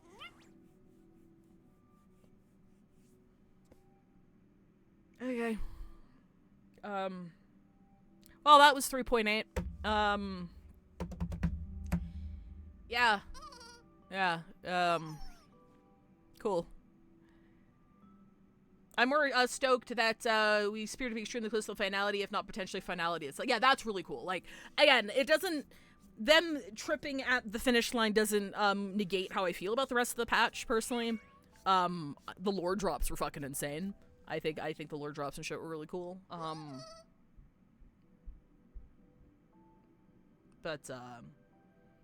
Yeah, the very tail end of the patch was leaning very heavily on, are you sad yet? Are you sad yet? Are you sad? Firefly's gonna die. Are you sad yet? The whole while I'm like, she's not gonna fucking die. She's not gonna die, so, like, can you just pull off whatever you want to pull off and stop edging me? Like, if this wasn't a gacha game, I would have felt a lot more during that last scene, because it was very well acted. And I think, like, the script, like, the writing itself, the dialogue, was very touching. Like, the fact that she's sitting in your arms dying, and, like, role-playing not knowing each other and going off to save the... I think that's very sweet. I think it was a very sweet beat. That was just... that would have been topped off wonderfully by her just waking up again. But they didn't do that. They didn't do that. They gave us death reform powers through the power of fragmented time cats. Sure, whatever. Nothing means anything anymore. Go fuck yourself. Let's go to bingo. Jesus Christ. Sorry. Oh boy. Okay, sure. Okay. Ugh. Wait, we can't go yet. I don't think Veg is live yet. Yeah, it's not top of the hour just yet. I don't know. Okay. Let's flip the table. Is there anybody in chat who genuinely liked that ending bit there? Are there any, like, Firefly stands in chat who are like, holy shit, that was awesome? Can you, like, tell me why you liked it? Tell me why it meant something to you. That's what I want to hear. I'm very critical. I'm hard to please. I bitch about everything. It's a staple at this point. But if you genuinely, like, liked how that ended, tell me why. I like it when human persistence is capable of changing the world. Yeah, okay, yeah, I can see that. Like, it's like, I can see the appeal being in, like the our tenacity being able to transcend the boundaries of reality to bring someone that we love back from death. That's pretty cool. I can see the appeal of that for sure. I was waiting for the other shoe the whole time, and I don't even know the story. I like the what, not the how. I'm not a big fan of characters who fall into I'm made to be extremely close to. I mean, like, that's the reason why I liked this patch, because it did so much to flesh Firefly out. I definitely like Firefly a lot more now as a character. Because of what this patch did. Like, I think it did a lot in order to flesh her and Robin out, and I really appreciate them for taking the time to do that. For characters that they're not even trying to really sell anymore. Like, these, like, they're popular, sure, but they're not trying to sell them anymore. So the fact that they spent this whole, like, a good amount of this patch developing Firefly and Robin a lot, I think was really cool. Like, I'm glad they took the time to do that. Firefly's been enhanced, but at what cost? I think you use rear ability in most other ways. This patch was a great patch. As I understood, instead of her third death being sad, all we did was make it happier to where she could fulfill the last wish before she could no longer dream. That's why I took that's the way I took things and what happened. Yeah, that's kind of what I'm thinking. I'm like, I'm hoping that the ending is just a bit misunderstood, but like with the finality symbol and the existence of the photo that really shouldn't exist, I don't feel like that's a misinterpretation. Like us bringing her back from the dead. But I don't know. It's okay. What would the stakes be if she wasn't dead? I think that's the point. I think, in my opinion, there doesn't need to be stakes for it to be impactful. Like, we know that she's going to die from her illness, right? And I just think it would have been narratively impactful if it was just, like, her dream self that died. Like, I said this a million times already. And we gave her the happiest ending to her dream that we possibly could. And now she's awake in the real world, and she'll never be able to dream again. And, like, that's what her third death would have been. And, like, the next time we meet Firefly, it's gonna have to be in, like, reality with all of her mobility issues, with everything. I think that's kind of beautiful. You know, because it doesn't matter to us. What matters is that she's alive and she's okay, and we get to see her again one day. That's kind of where I was coming from. I don't know. It's kind of weird. I'm sure about Sweat because God, it doesn't look like she actually died because of the forcible combinations of reality or dream world or something she spoke of. Yeah, that's another thing. The ending was also, like, not super clear as to what actually happened. So, I don't know. Let's go into bingo. What's our raid message, chat? We're raiding into Bingo. If you haven't been to Bingo, Bingo's a great time. We're heading into the main channel. Win some prizes eventually. We need to sort some shit out. What are we doing? Monday, we're going to be finishing off Pony Island and maybe starting Hex. Thursday, Friday, Veg isn't going to be on the main channel, so we're going to be doing Myst. I'm going to be playing Myst for the very first time. I'm taking your guys' advice in that I'm not going to be starting the visual novel stuff next week. I'm going to be starting it the week after, just because I thought MagFest was a lot later in the month than it was. So I was planning on starting the visual novel stuff next week. I'm going to be doing it the week after Veg is back. Next weekend, I think we'll probably be doing the ZZZ patch.